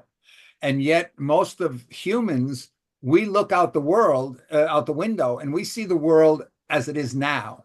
And we have a really, really difficult time imagining that world being dramatically different. And this is our biggest danger. And this is why I try to focus these talks that we look at where it's going, because as I think Denise mentioned, or somebody mentioned here, that there was just a month or so ago a group saying, when can we expect certain agent technology to be available? And the question, the thought was, well, we're a couple of years away, and it wasn't even a month later that it was introduced. And not only do we have the autonomous agents from Microsoft, but we've got Claude computer control, which you gotta, if you haven't seen YouTubes on that, you got to go out. There are hundreds and hundreds of YouTubes out there now that demonstrate here what you can do with Claude computer control, and it's available today. Now it's not even next week or whatever. It's now, and now we've got here Google is going to be bringing out Gemini 2.0. It's rumored, still, it's always rumored, but before the end of this year, and Gemini 2.0 will have these similar abilities to control your whole computer the way that that Claude can. And at the Dev Days last Monday in London, OpenAI demonstrated that with ChatGPT o1, it's not the preview mode, it's the full mode that has not yet been open to the public. But they were able to, as I mentioned, just say, hey, create modify or create your app that will allow me to control this drone flying around. So, and that was being done by voice. Now, what I'm about to show you here is how far the ability to control applications simply with your voice have become. So if you bear with me just a couple of minutes here. Deblur this image. Not bad, not bad. Remove her earrings. Pretty impressive. All right, let's try this. What can be eaten? Replace it with pasta. I'm starting to get a bit mind-blown here. Let's try this. Using her pose, make a boy studying in the classroom. No way. How about this? Take the man on the right of this photo and the man on the left of this photo and have them eat dinner together. Oh my God, this is insane! So this might be the most intuitive and powerful AI generator you've seen so far. Okay, what are your thoughts to that? I think that's amazing. And I've seen something similar, but it was with backgrounds using Imagen 2. Yeah. That's Google Cloud. So if you combine the two, just what about deep fake, Bill? No, you're right. But by the way, if I had let it keep going, they do the background, it does everything. But the key that we're talking about here is you didn't have to go into a lot of detail and write a big long prompt and say what you wanted to do. You literally just talk to it. That was real. You talk to it and it will generate. And there are some, I think Wes Roth and maybe Matthew Burnham have examples out there where they actually use that and demonstrate how they were able to actually do those kinds of things with it. And so if you can do that with just talking and looking at where the advanced voice is, and by the way, everybody's coming out with advanced voice. Meta's got advanced voice. They've signed up even a bunch of Hollywood actors to use their voices. You've got Gemini Live. You've got Copilot as everybody's coming up with the advanced voice. But just imagine here. So now imagine that you got a child, and a child is you put that in front of a bunch of children and just say, have fun, go and tell it to do stuff. What's the craziest animal you can think of? Have some fun, change the animal, do this, change the background. Just you're just talking to it. What do you think the impact is going to be on children? They're going to go and look and say, this is magic. It's like the idea of thinking of somebody in a Western town 100 years ago, and somebody walks into town with a smartphone. That would be witchcraft, right?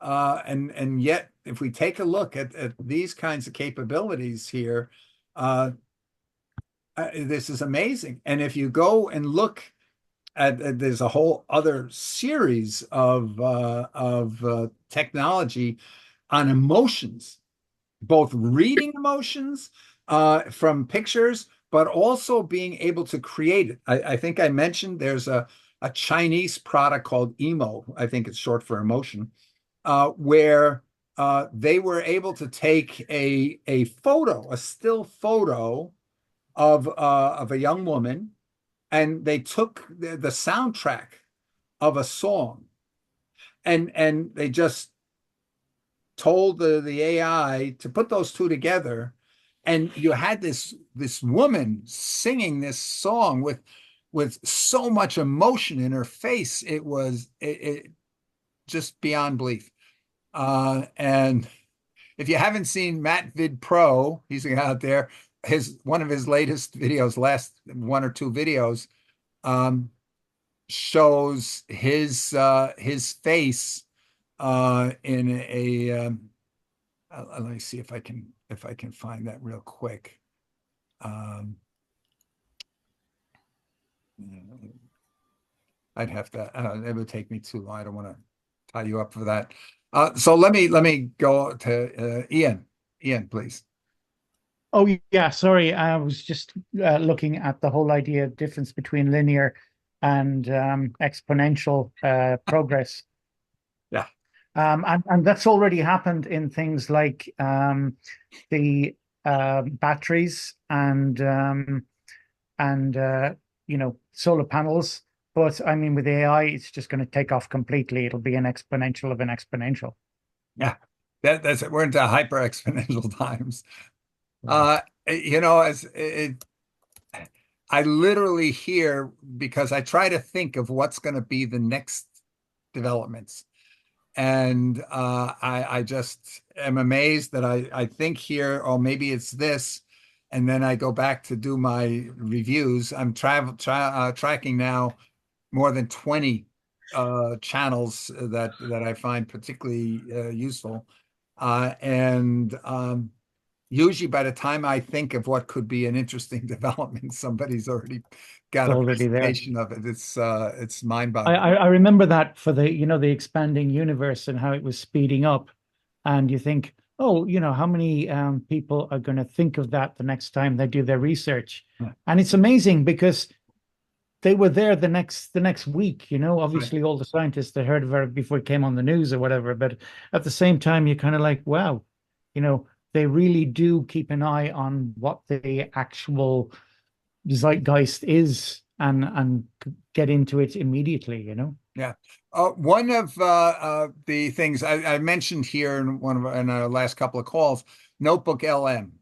And I don't know how many of you have looked at that. If you haven't, you have to see this thing. This thing allows you to dump links to websites, links to YouTube videos, documents, links to documents, just cut and paste text into documents. You can put 50 sources of all kinds of mixtures, just sound recordings, audio recordings, just dump them into this thing, and it will analyze them all. It will create for you a summary. It will create for you a table of contents of the whole ball of wax that these 50 sources have inside, including many YouTube videos and all kinds of things. It will create for you a study guide to study what's there. It will create for you quizzes to quiz you on how well you understand all the content of that.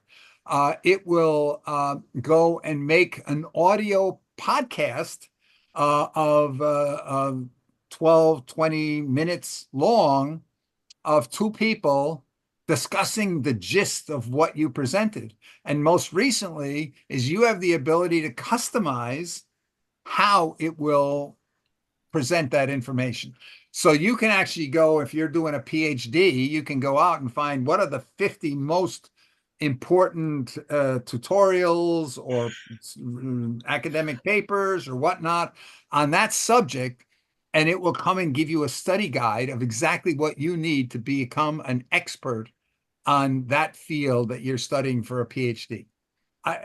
So now imagine here that somebody goes out there and says, okay, create for me the notebook LMs, multiple, for each of the learning units that are necessary in a school, and have the AI be able to, as the student is mastering these individual steps, to be able to go and take that body of knowledge that's in that notebook LM and use that to have the discussion with the students. So it's an actual discussion about what the student's trying to learn for that. So let's continue on, Gail. When I look at this, I don't know if it was Joan that said it or someone else, but what's interesting is, or Ian, it could have been, we are all, AI is moving faster at any pace that we could ever catch up with. It will not happen, and to accept that. But the second part of this is, I mean, just a week ago, I'm not going to act like I was always in agreement with a lot of things. No, but what, I just shared two articles. One from July 2024 that said Africa will be left behind. Okay. And number two, the other one was we're already, Jamie Dimon from JP Morgan Chase, one of the biggest banks in the world, saying that we're already at World War III. And I like him a lot in some cases. But what I wanted to say is this. It's interesting that, and this is just a take on what I've heard everyone say, and you, I have a feeling AI is going to lead us right back to the simpler things of life and to appreciate the simpler things of life, because while AI is moving forward, right, the simplistic things in life that we didn't think about and that we didn't appreciate early on, okay, will be will be will be able to access. Because when you talk about, when I look at Africa, when they say Africa from The Economist may be left behind, right? Well, if Africa is left behind because their communities are in rural areas, or they've said it's hard for the infrastructure wise to get everything in the way they would like to ensure people have the same access we would with AI, it makes you think they will actually kind of be ahead, and in a sense, because they will have access to AI in some cases, but they'll have the best of both worlds because they also have access to the right things to eat, agriculture, and all those things. And AI will help them to perfect it while also giving them access to a quality of life maybe that they didn't have before. So that's how I'm seeing it, that the least developed will become the developed, and we may become the least developed. Very interesting perspective. Yeah, I think here one of the promises or potential promises of AI is that it will take care of all the essentials. We won't have to worry about food or housing or all those things because robots and AI will make everything for us. That, of course, is assuming that we can transition to such a world where everybody's treated equally. And of course, the other risk is that AI will now enable the top 3% of the people to enslave the other 97%, or maybe decide that the other 97% are the cause of all the climate problems. So if we just get rid of those other 97%, we'll solve the world's climate problems.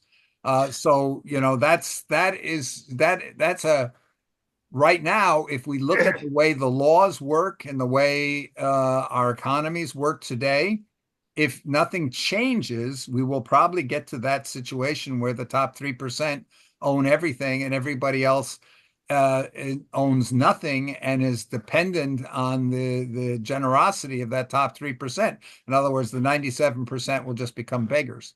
to the Well, top. what I was actually saying is that no, not that AI will give everybody access, because I could see Ian's face. I was laughing because I could see Ian's face. What? No, I agree with you. What I'm saying is that it'll balance. It might, if they, like you said, if the 97%, I'm sorry, the 3% doesn't own the 97. What I'm saying is, because they're trying to say in The Economist that Africa may be left behind because of the rural infrastructure. What'll be very, very simple is that you said that a lot of us who are middle class, it'll be a big shift for us, an extreme big shift. Yes. Whereas the people in Africa they're moving forward. They're building from what they've had. They understand the foundation. I believe the people of Africa and Latin America and indigenous places understand the foundation of what they have in rural areas. So if they have something to help them build even better, like if AI shows them new innovations to build even better, what I'm saying is that if they are allowed to, that will give them access to new ways of being, new ways of experiencing things, new ways of actually expanding food sources and things like that. That's what I was trying to say. I don't know if I said it That correct. is very true. If you live in a rural community, doesn't have electricity and doesn't have internet and so forth, you're not going to be impacted much very quickly. And the odds are, if you take a step towards developing at that point, you run the risk that it's going to propel you into the 21st or 22nd century or whatever it's going to be very, very quickly. So it could be that those communities decide, no, keep your electricity away from us. Well, may I just say something, just to address what Gail said? I'm not asking a question or anything, just to respond to something she just said. So again, AI the article may say that AI leaves Africa behind, but actually, Africa could now take a leading role in social graces on how to live in society. So that's a role that, because we're going to be wanting that when our lives are being taken over by technology. Now, I'm not saying that Africa shouldn't have technology, and so just be aware of that. But I've never met an African, like I travel a lot and I belong to some of the biggest organizations. People from the Middle East, when it comes to hospitality, like they are unbelievable. African people, I've never gone somewhere with them where it's not sharing or we're not having a good time or they don't think about if you say a sentence, what do you mean? What's your intention? They're in the moment. You're having a good time. And I think that, you can learn, and they're very much, they'll say what their tribes are and stuff like that. They're very focused on who they are. And it's the world that says, oh, they're not doing that well, or this is how you should be living and stuff like that.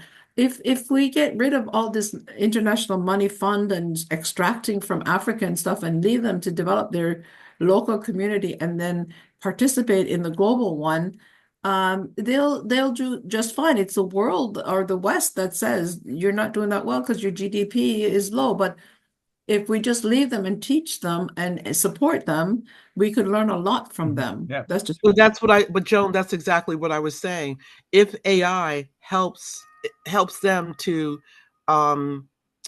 actually helps them to develop, and I don't think anyone's heard what I said. I said they will probably be ahead. That's what I said, because with their rural understanding, okay, and AI helping them to develop innovations, they're going to be educationally and otherwise ahead because they already, I said, they already know the foundations.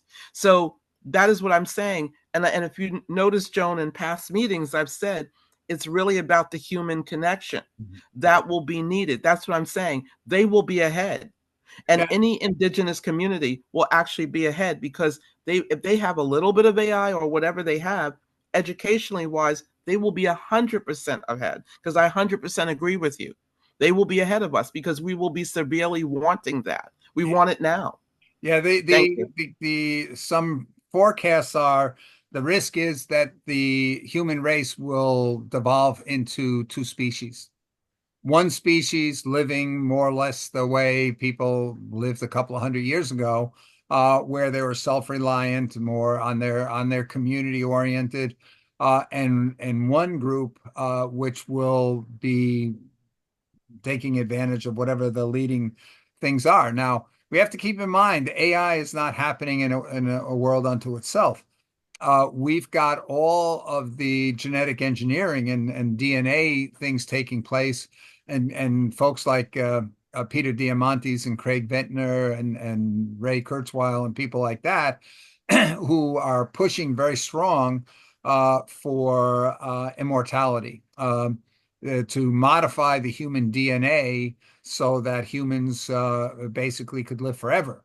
Now, of course, this gets into the question here, what we're going to do if nobody's dying, at least not of natural causes, and we push everybody back so you're all 29 years old, that this planet could become very crowded if nobody's leaving, and we just keep adding more and more people. And whether or not those that top 3% have concluded that, well, maybe they should need to make it that they're the only ones that can have children, or that we also see here that the DNA modifications might be to say, hey, we want to go and create some humans that have superhuman strength or speed or whatever. We also know that some of those people I just mentioned would rather see us all become cyborgs. Say, let's replace all the weak biological parts in the human with mechanical parts that are much stronger and faster. So we could end up with the developed world all racing to replace parts of the human body, if you would, with mechanized parts and who knows all what, and modifying the DNA. So maybe humans in the future are going to have 6 legs. They'll say, let's take some of the best features of insects and add them to humans. So it sounds like totally crazy talking like that, but I can assure you there are people working on that right now.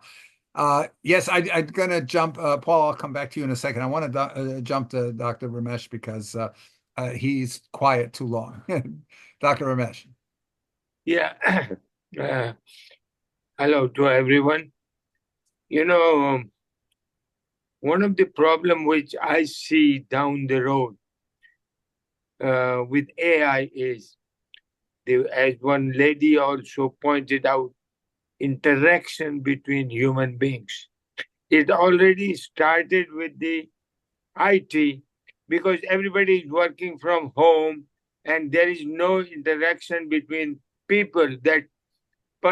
The socialization is gone and it is reducing. So one may increase all these things, but it is very, very important to meet people, to socialize. And then with the IT, it is already started. With AI, it may increase. So we should think about it very seriously, which is very, very important. Yes, no, actually here I'm going to repost an interview with Yuval Harari.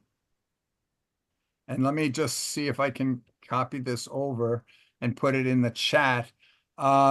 If those of you don't know, he's one of the most famous historians right now in the world, Israeli.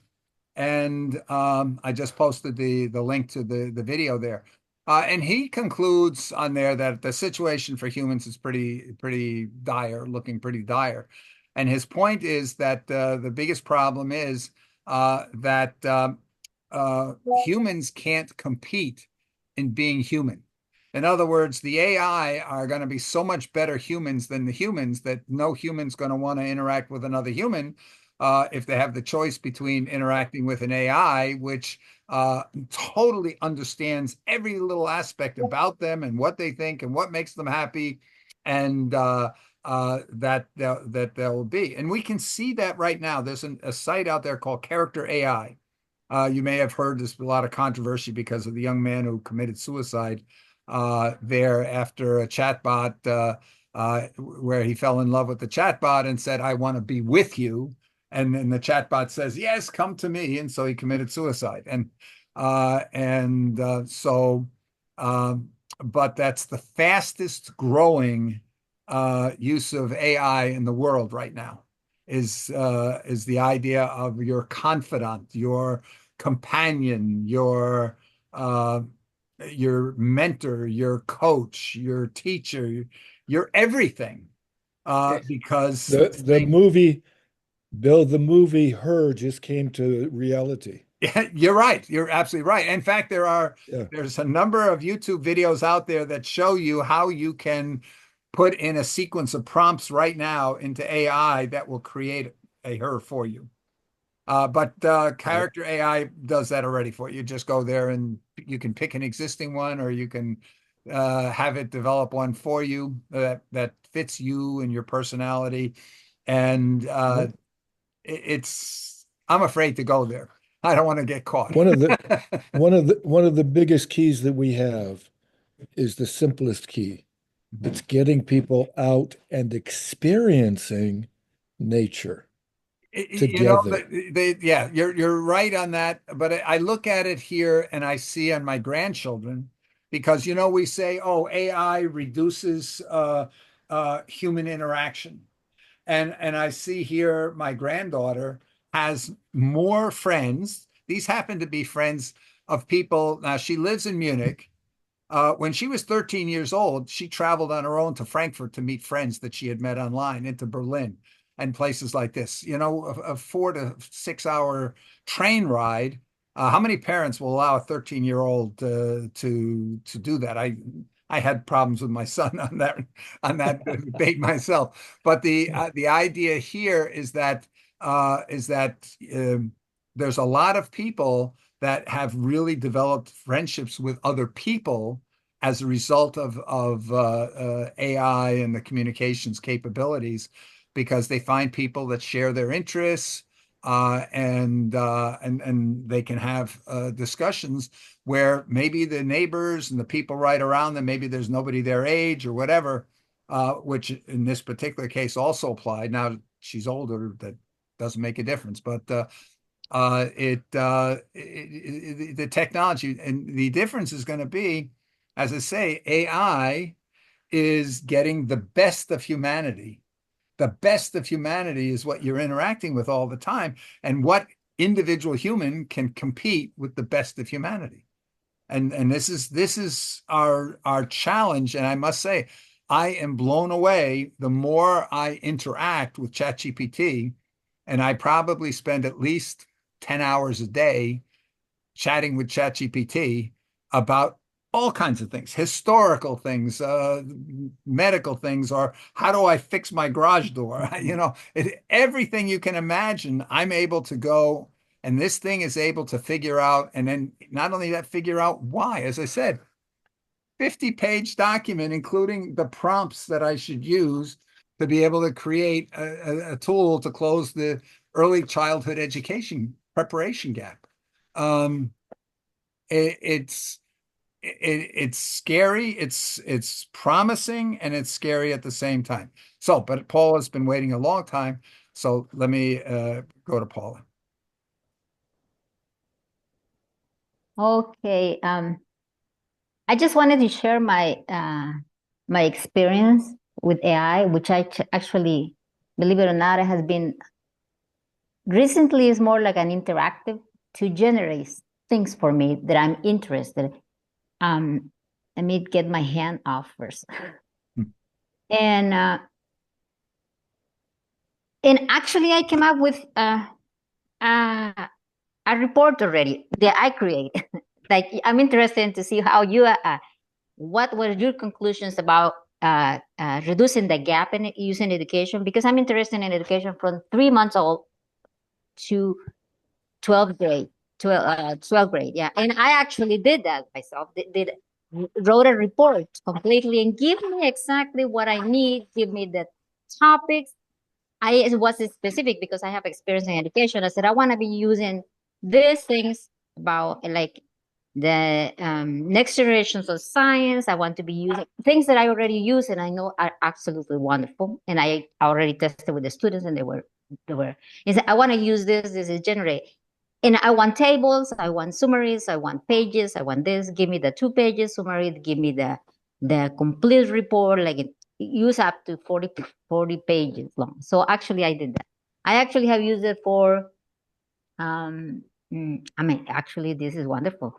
Writing proposals nowadays it shouldn't be an issue, even if you don't know how to use it. But if you know how to ask and the prompt and said, narrow it down, I mean, to the resources. I actually recently, I'm interested in something. I'm looking for a property in this country. And I said, I have seen in the news, there are a lot of floods. I want you to access like the NASA satellites and pinpoint to this location. Give me a summary of what has happened in the last 10 years and all what are the areas where it has been the most flood. And you know, artificial intelligence gave me about I said, okay, I cannot do I have access to the NASA satellites databases, but you could by doing it this way. That was unbelievable. Doing that. I actually have done it for many different things. It's things that I enjoy doing, that I want to do, that I'm working on.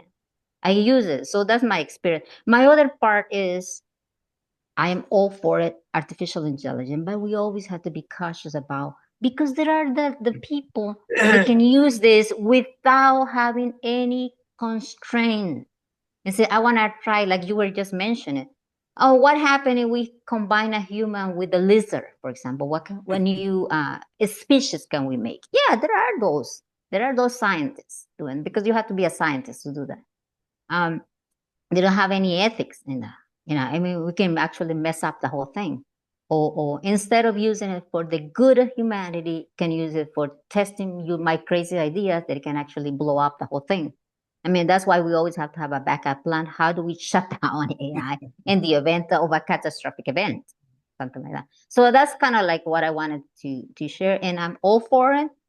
AI, we should use it to bring humanity or the world forward and help those in need and even improve our own lives and be cautious about that. But at the same time, we have to be realistic and say, okay, has the potential to be something that it can be harmful to us because there are some people out there and scared and alone trying to do like this person that you just mentioned.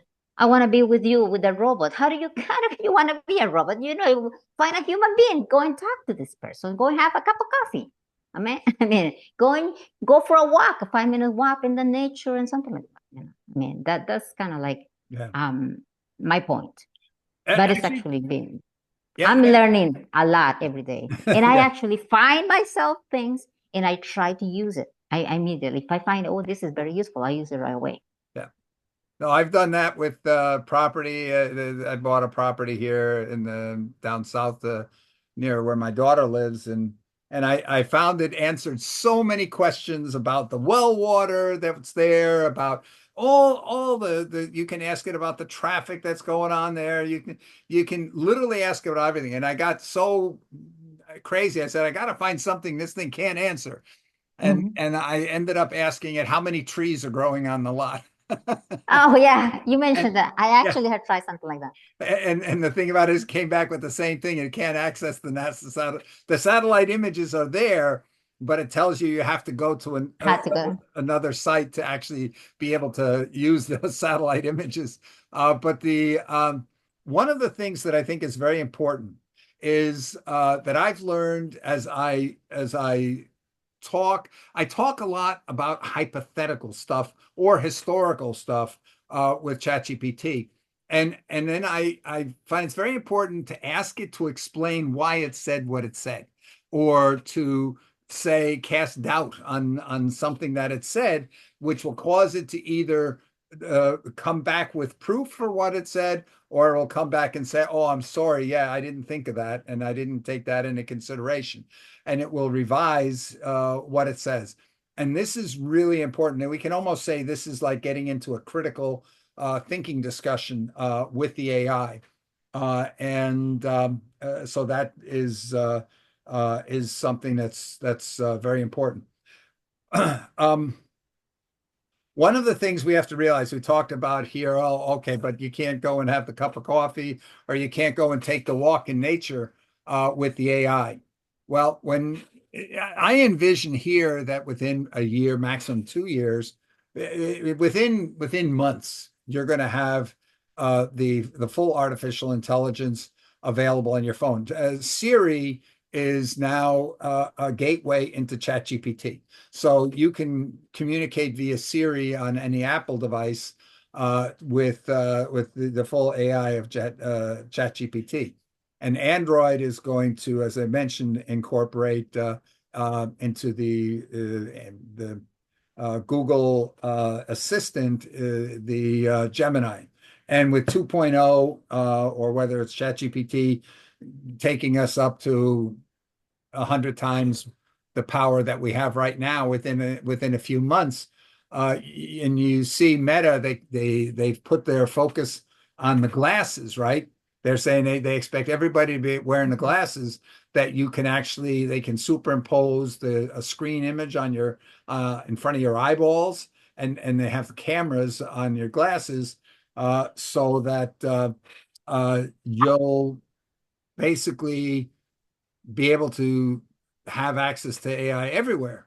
But give it a year, a maximum 2 years, you're going to be able to have your dog, your AI dog, your robot dog accompanying you everywhere. So at least you'll be able to do that. And it'll probably be one you can pet and it'll feel like a real dog.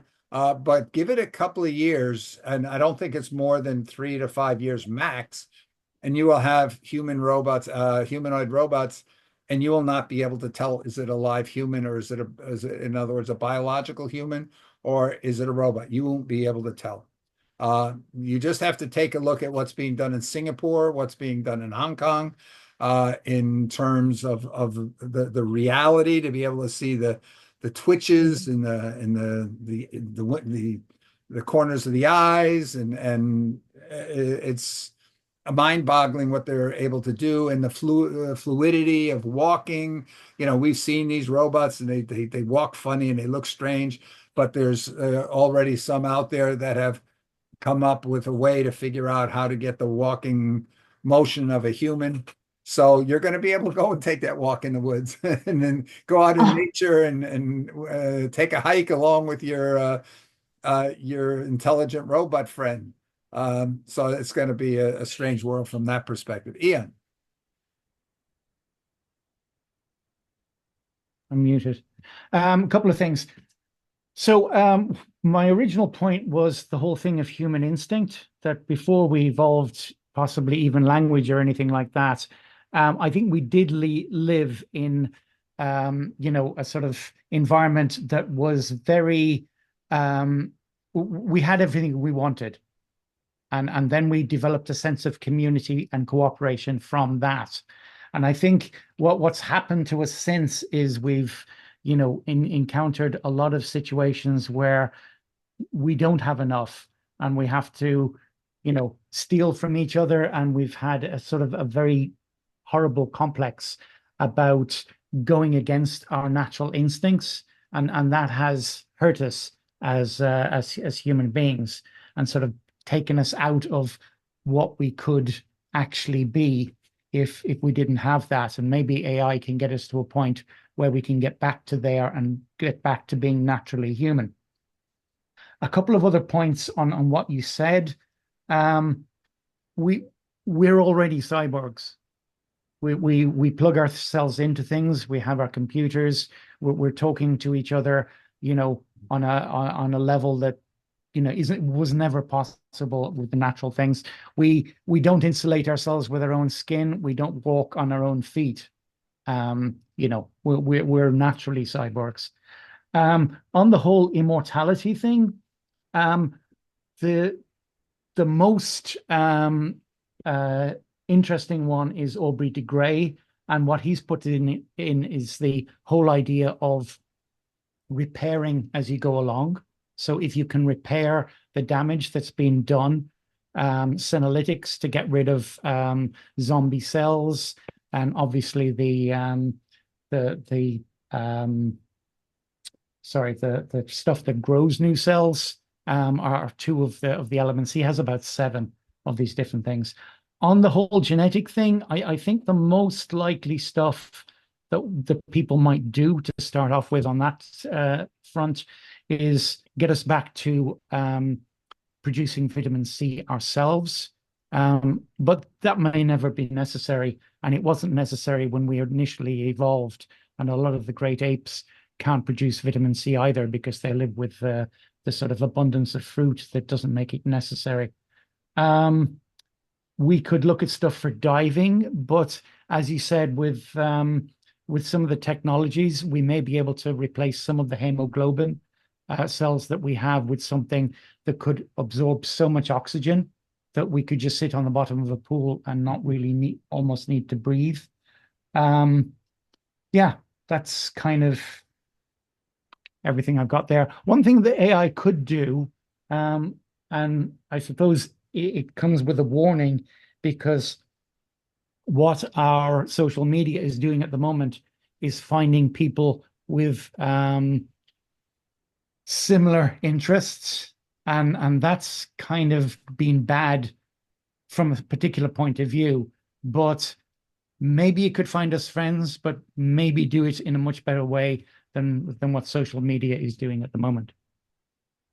Anyway, those are my thoughts. Social media is killing interaction that really stimulates growth. Because if I can talk with somebody that is, quote, a Trumper or a Bidener or whatever it might It's all be, gone crazy how do that way. we grow and evolve and learn to collaborate and cooperate? Because if we can't collaborate and cooperate, we cannot coagulate, which means to heal ourselves. And it's the vast self that we're talking about. But we have to And remember one thing. The thing is, it's the humans that are saying, I only want to talk to fellow Trumpers or fellow Democrats or whatever. In other words, it's not that the AI is saying, no, I'm going to push you in this particular direction. It starts off with the humans saying, hey, I only want to talk to those people. And you know, many of us see within our own families, the issue is that family members don't want to talk to family members that think differently than they do. So it gets back to what Time Magazine said, that it's not the technology that's the problem. It's our human nature. Yeah, but I mean, the social media stuff kind of looked for, okay, what causes you to have an emotional reaction? Yes, and the extreme you comments. react to that, and then it's puts you together with the people who have the same emotional reaction to the same thing, which means that people didn't know they wanted to talk to the fellow Trumpers until they were put together with them. But a lot of times people are gathering together because they it's a scare mentality, a scarce mentality. And so they congregate with people who make them feel like it's okay to feel that way. And instead of looking at, why do I feel that way? Like, I don't watch a lot of TV, but the other day, the TV, my husband has it on, doesn't watch it because he has ADD, but he leaves it on. And I was washing the dishes and I saw a commercial. Now, branding doesn't work on me because I don't watch TV, but I saw a car commercial. I can't even tell you which one it was now. But it was promoting jealousy in a neighborhood. Your neighbor has this. And I'm like, but if you don't want that car, what difference does it make that your neighbor has it? You know, there's a lot of studies here that's showing the baby Benzes, the Mercedes or the gold chains are most prevalent in the poorest neighborhoods.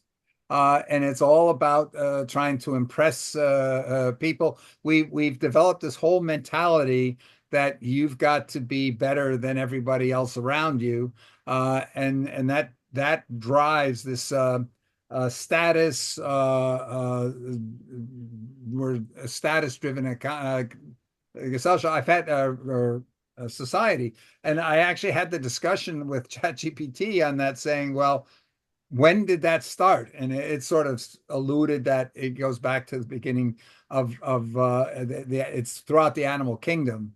So we're just animals, and these some of the things we forget that we're basically animals. So a lot of our instincts, a lot of the drive things that drive us go back to those animal instincts.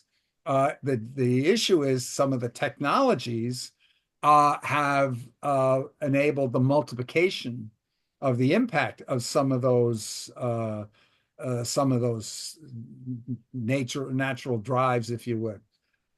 I want to get because we're running out of time here, and we've got a couple of other speakers that I want to go. Yeah, So we have a meeting at 12 o'clock, just remember.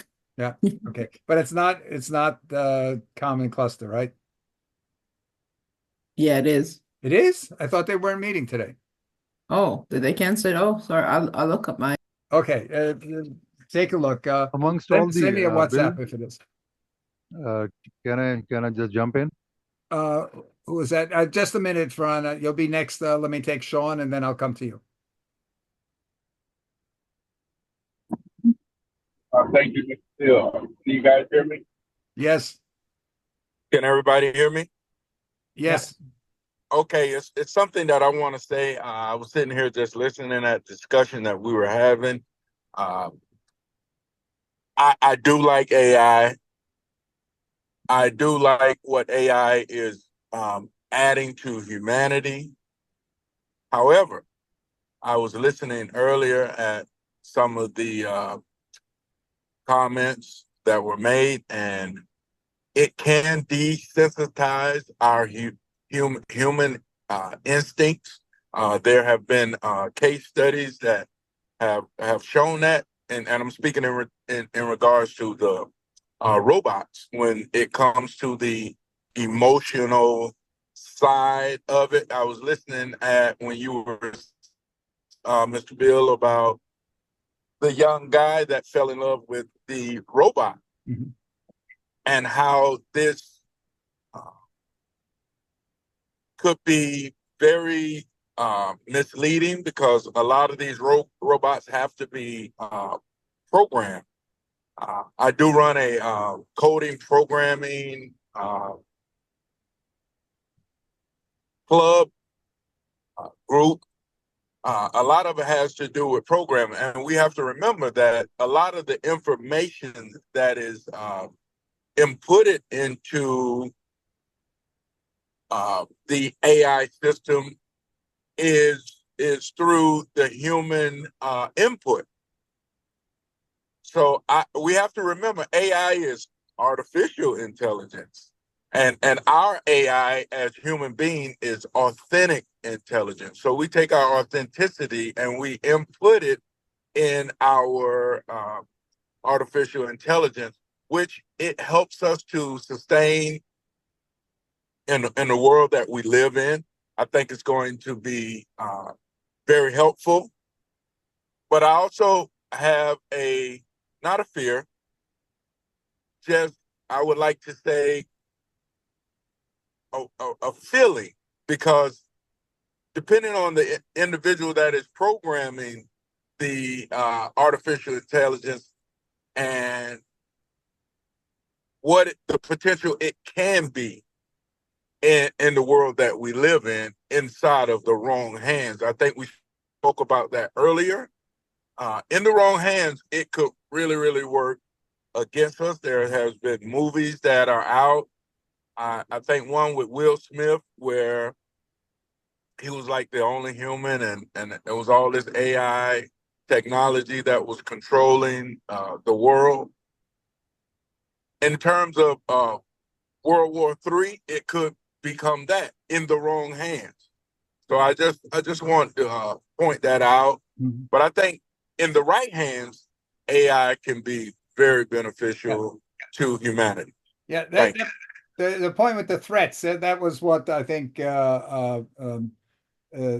somebody else referred to earlier, is that we have to be careful of the threats, and some of the biggest threats are the misinformation, the attempts to divide here, that we can't In that video that I gave the link to from Yuval Harari, he points out that democracies are dependent on trust. Do you trust your fellow human beings?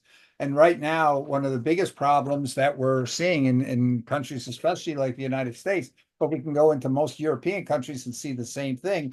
It's here the loss of trust. We don't trust our fellow man, so therefore we're not willing to accept the results of elections because they shouldn't be allowed to vote because they're distrustful. We can't trust them to do the right thing, which is whatever we think the right thing is.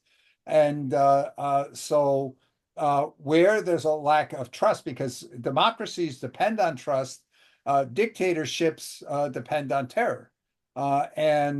So what we're seeing here is because of the lack of trust, that more and more people are saying we need a dictatorship. We need a dictatorship that's our side, that is doing the dictating.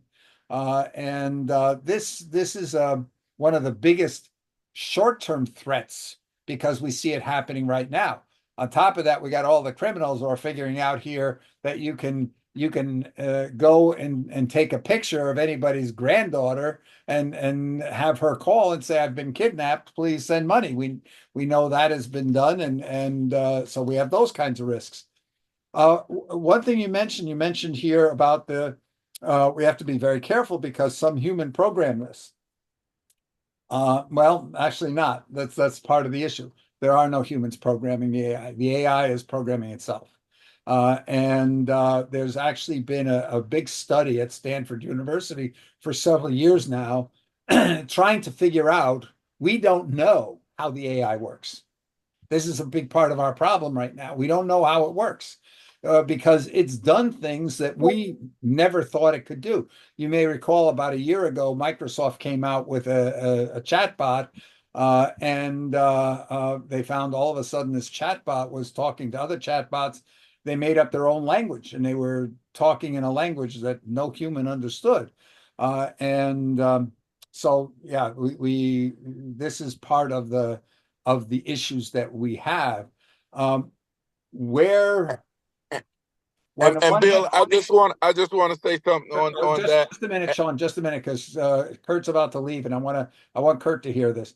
Kurt, one of the things, because you mentioned here, we talk about the AI and the risk that we run, that it can push us to think certain ways. But yet we've been talking here about how we can use the AI to promote character. In other words, the AI can really help us advance character education and critical thinking. And at the same time, we're saying AI could be the thing that's going to drive us to be just like bumps on a log and not thinking at all. So this is the strange thing about AI, why we have to pay so much attention to it, because it can go either way. So anyway, thank you, Kurt. So back to you. And Sean, back to you. Thank you, guys. Go ahead, Kurt. Kurt, have a great weekend, Kurt. Okay, Sean, just a few minutes because I want to get to Farhan. So, Sean, continue, but wrap up. Okay. And I think, Bill, you summed it up, and I know we're going to be mindful of time. That was just something that I had to say. We just need to make sure that we're monitoring that part of the AI because, like I said, we could create our own problem, and that's been man issue since the beginning of time.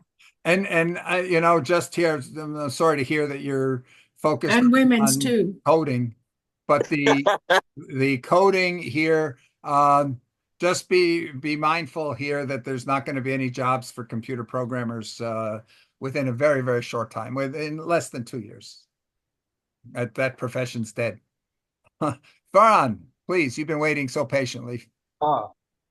Yes, interesting. Always a lot to learn in these talks, and it's always a pleasure to be here, you guys. I personally believe that humans, everybody does not, but I think humans are spiritual beings, and that spirit part of us, which makes us self-conscious, cannot be replicated in any form by any machine.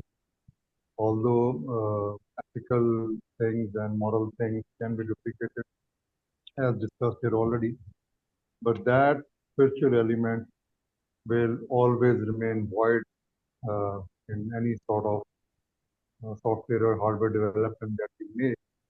And there lies the true meaning of life, the true answer to so many questions that humans constantly ask of themselves. And is AI going to steal that away from us, or is it going to, enhance that experience? That is what I am wondering about. Thank you. Yes, yes. No, it's a very interesting point that you mentioned. There's this saying, if a tree falls in the woods and nobody hears it, did it fall? Or did it make a noise or something like that? And this is sort of the same thing. Is is human simply the fact that you are a biological human, or is being human what you do? Because when we talk about what you do, the AI is going to be able to do it better than any human can do. Why? Because it's taking the best of the humans. It's like going and saying, here, okay, we need a job done, and we got 10 million humans lined up, and we're able to pick the best one to do the job. That's what AI is. AI, all it's doing is it's finding what was the best action that any human took in a given situation, and just saying, okay, that's what we're going to do. Or even it could be, what did the best human thinker think about that or say about that at that time, and that's what it's going to do. And so this is, if we look here at the idea of being human based on what we do, we're not going to be able to compete. This is why the tests that are being done. Pardon? Sorry, that was just my something. Okay, okay. So the thing that with empathy is a good example, because it's always pointed out that, well, an AI can never be as empathetic as a human can be. Well, on the first hand, we have the issue that the the question of the average human. Not every human is as empathetic as other humans are. So first of all, we've got an awful lot of humans that are not very empathetic at all. So the AI is already better than them to begin with. But the other thing here is that the studies show that whenever there's a blind study where they take a lot of people and they put them in situations where they are in an empathetic conversation, if you would, where somebody who's supposedly a doctor or somebody that would be in a role of delivering empathy, and they almost always come back that the AI is more empathetic than the humans are. And sure, the reason is because it found out what human would be most empathetic in that situation, and that they copy that human. So whether it's emotional intelligence, whether it's empathy, whether it's ethics, the AI is going to deliver a better job than the human can.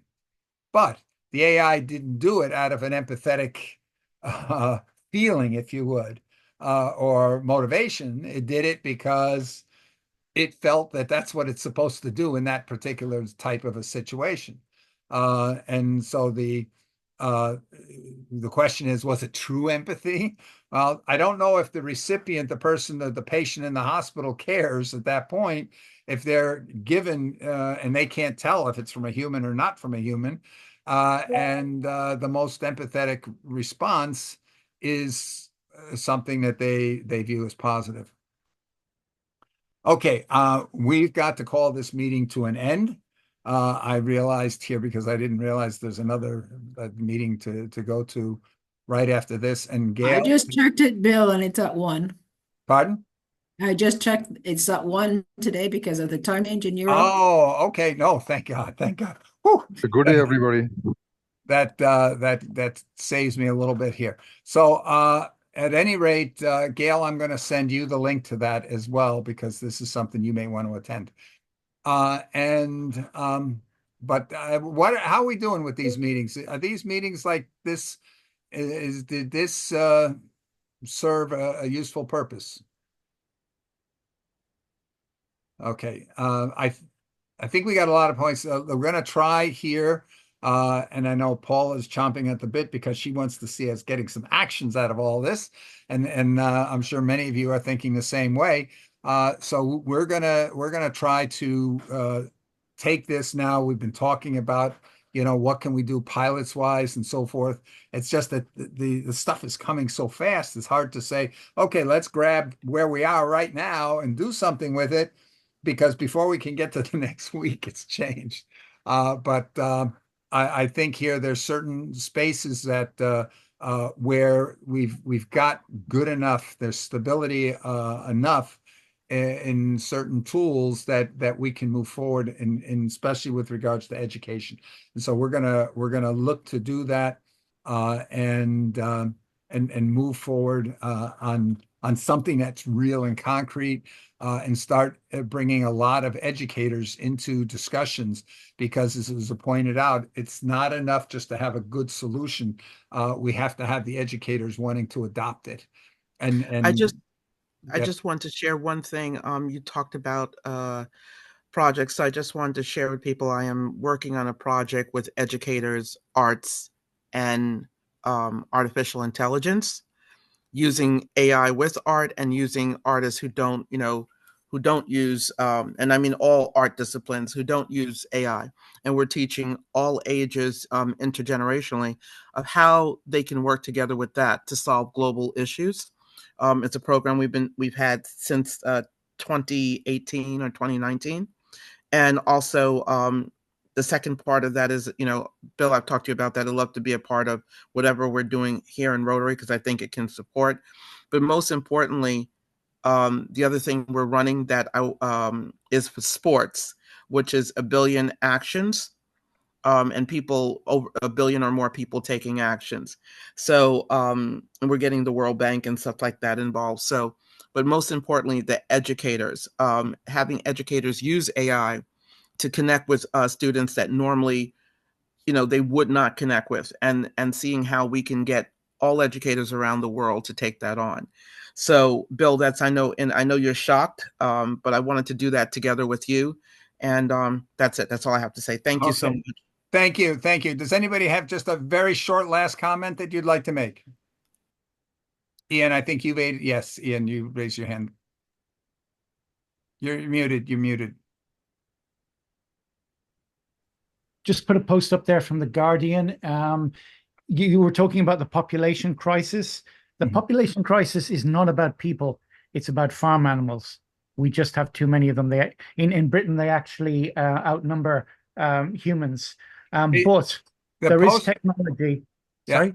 The post that I put in the chat from Bill Gates, the video from Bill Gates, yeah, I put that in there. It actually discusses how we render all the farm animals less dangerous to us. So oh, it's in okay. that video With too. precision Video. fermentation? It's about changing the bacterial content of farm animals' stomachs and No, that's too expensive. There's a thing called precision fermentation and cellular agriculture, which would be far more efficient, which would mean that we could actually produce our protein in the center of cities rather than do that's a different around direction with the animals. Yeah, that's a different direction here. There's one direction with spirulina and all those good yeah, cell I think that's a dead end. Yeah. But anyway. Cool. Anyway, so yeah, there's a lot of options on there. But if those two videos there that I posted the links to, the one from Bill Gates, I jumped to the middle where he's already talking about education. But the entire video is interesting because he talks a lot about diseases and fighting diseases and a lot of the issues. The only thing here I don't think he mentions is the population aspect, because you can actually map out, for example, in Africa, that as the population has increased, how the poverty has increased in parallel. And when you have subsistence farming and the population increases, the amount of land for each family gets smaller with each generation. And so we see a lot of the refugee crisis and things like this are simply related because the land is because of climate change, as well as the amount of land, and then the fact that that's caused people Why to Agent Smith in the Matrix said we were better defined as a virus. yeah. Okay. Anyway, thank you everyone for Okay, Bill, Yes. before we go, yeah, just a couple of questions. I wanted to say that these meetings I actually would like to join earlier, but something happens always. Are very useful for me. I get a lot of insight and I'm able to share what I'm doing. I also wanted to let you know that I did submit a proposal. It was a written proposal for me, okay, to the United Nations, how to solve that educational gap problem. And I haven't heard back. It's actually, I think it's a conference, but If you I'm could a send me, member of another group. yeah. I'm a member of another group, and they invited me and said, okay, anybody that wants to submit something. And I did. And I actually sent it on October 15th. And it's part of what I will use Yeah. in whatever work we do in Costa Rica. So just to let you know. Okay, great. But I would be, I mean, I would be very happy to implement this around the world, especially in Africa, when our friends from Uganda always said that there is a discrepancy. There's a lot of, they're lagging behind in many different things. That's what I would like to see. Because in Costa Rica, it's because of the laziness of the teachers, because they're well paid, the infrastructure is great and all that. It's basically the laziness of the teachers. In Africa, it's different. They don't have infrastructure. They don't have good teachers, and they will be kind of like a ground zero to start. But I keep in mean, just to mind, let you know. though, the UN is pointing out that the number one priority of education is no longer whether you know math and science and so forth, but whether or not you are prepared to be an independent learner, a lifelong learner. And Oh yeah, definitely. That's the point. And then yes, that, and we that have to, all of requires us have to be independent learner because. and that requires that we have to stop teaching. You cannot teach, and that teaching, the very act of teaching, is contradictory to helping people become independent learners. Anyway, gotta run. So, Bill, yeah. Bill, I'm sorry. Go maybe, ahead, Joan. sorry, Go ahead, Joan. if we could spend a few minutes together at some point before the meeting. Okay. Yeah, just hang on the call then. Okay. Bill, I just wanted to ask you a question. Is it possible that you could put that link in where it says that the UN is looking at education as a lifelong learner? You can, if you just go to YouTube here and look for the Transforming Education Summit, look for the presentations by what the Secretary General himself spoke from either day one. I think he may have repeated it on day three, but there's like about 20 or so, more than 20 videos from that series that was the year before last during the General Assembly. Oh, okay. That all right. No, I know about that one already. And I just wanted to say, Paula, I work with Uganda and a lot of the countries in Africa. So if you'd like to come together, actually tomorrow I'll be teaching. So about 25 countries in Africa. So you're welcome to join in if you'd like. Oh, what time is this meeting? At Is 9 it at 9 a.m. a.m.? Okay, Sundays I usually sleep, but I can make it. I would like to know what you're doing. Yeah. By the Okay, way, our thank you. meetings are going to shift. They're going to be an hour later because we change our clocks tonight. Yeah. So it's going to start instead of 10, 11. I mean, No, it'll start here. Well, for you, yes, but for us, instead of 9, I think we're going to go to 10 with that. Okay. Because we go back, we turn the clocks back an hour. Yeah, I think that's what it does. It puts us, or wait a minute. Okay. I gotta So see. Bill, Anyway, I'll put it. I'll try to explain it very exactly with the time here, because I don't know if we change the clocks or it changes it for everybody else who didn't change the clocks. Their time changes. So I have to take a look at that. so Bill, Can I say one thing? Yeah.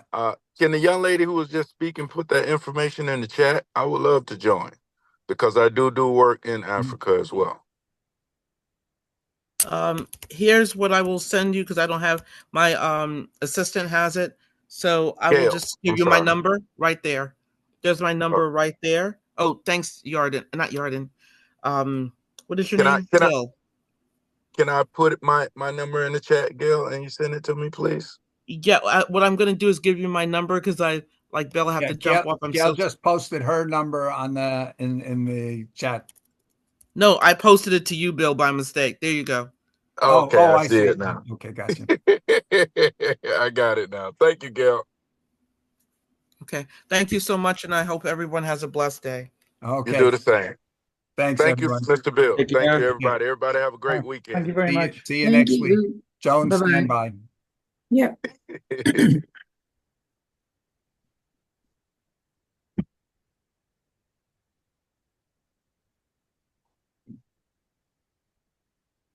And Mr. Bill, can you hear me still? Yes. Okay, I know you sent me a couple texts, and I answered, I think, one of the texts, and I'll be answering the other text. Okay. All right, so I'll be in contact with you as well. Okay. Okay. Good. Thank you. Yep. Bye.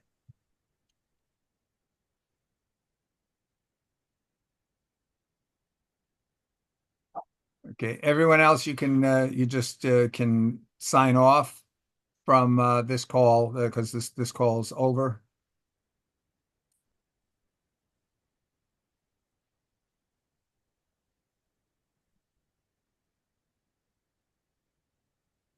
Okay, Joan, I'll be right back.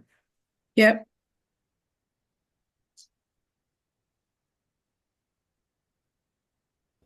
Oh, I didn't realize they're still on. How do I get out of here? Jesus is not leaving.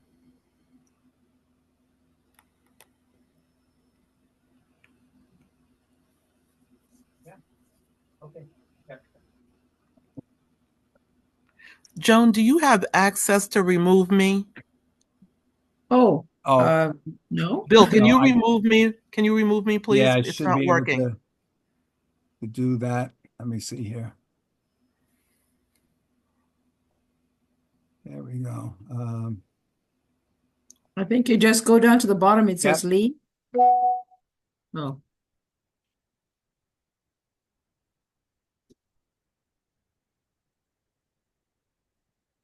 We can leave and I come back in 5 minutes, Bill, using the Yeah, same. why don't we do that? I'll end the call and then just come on back. Yeah. Okay.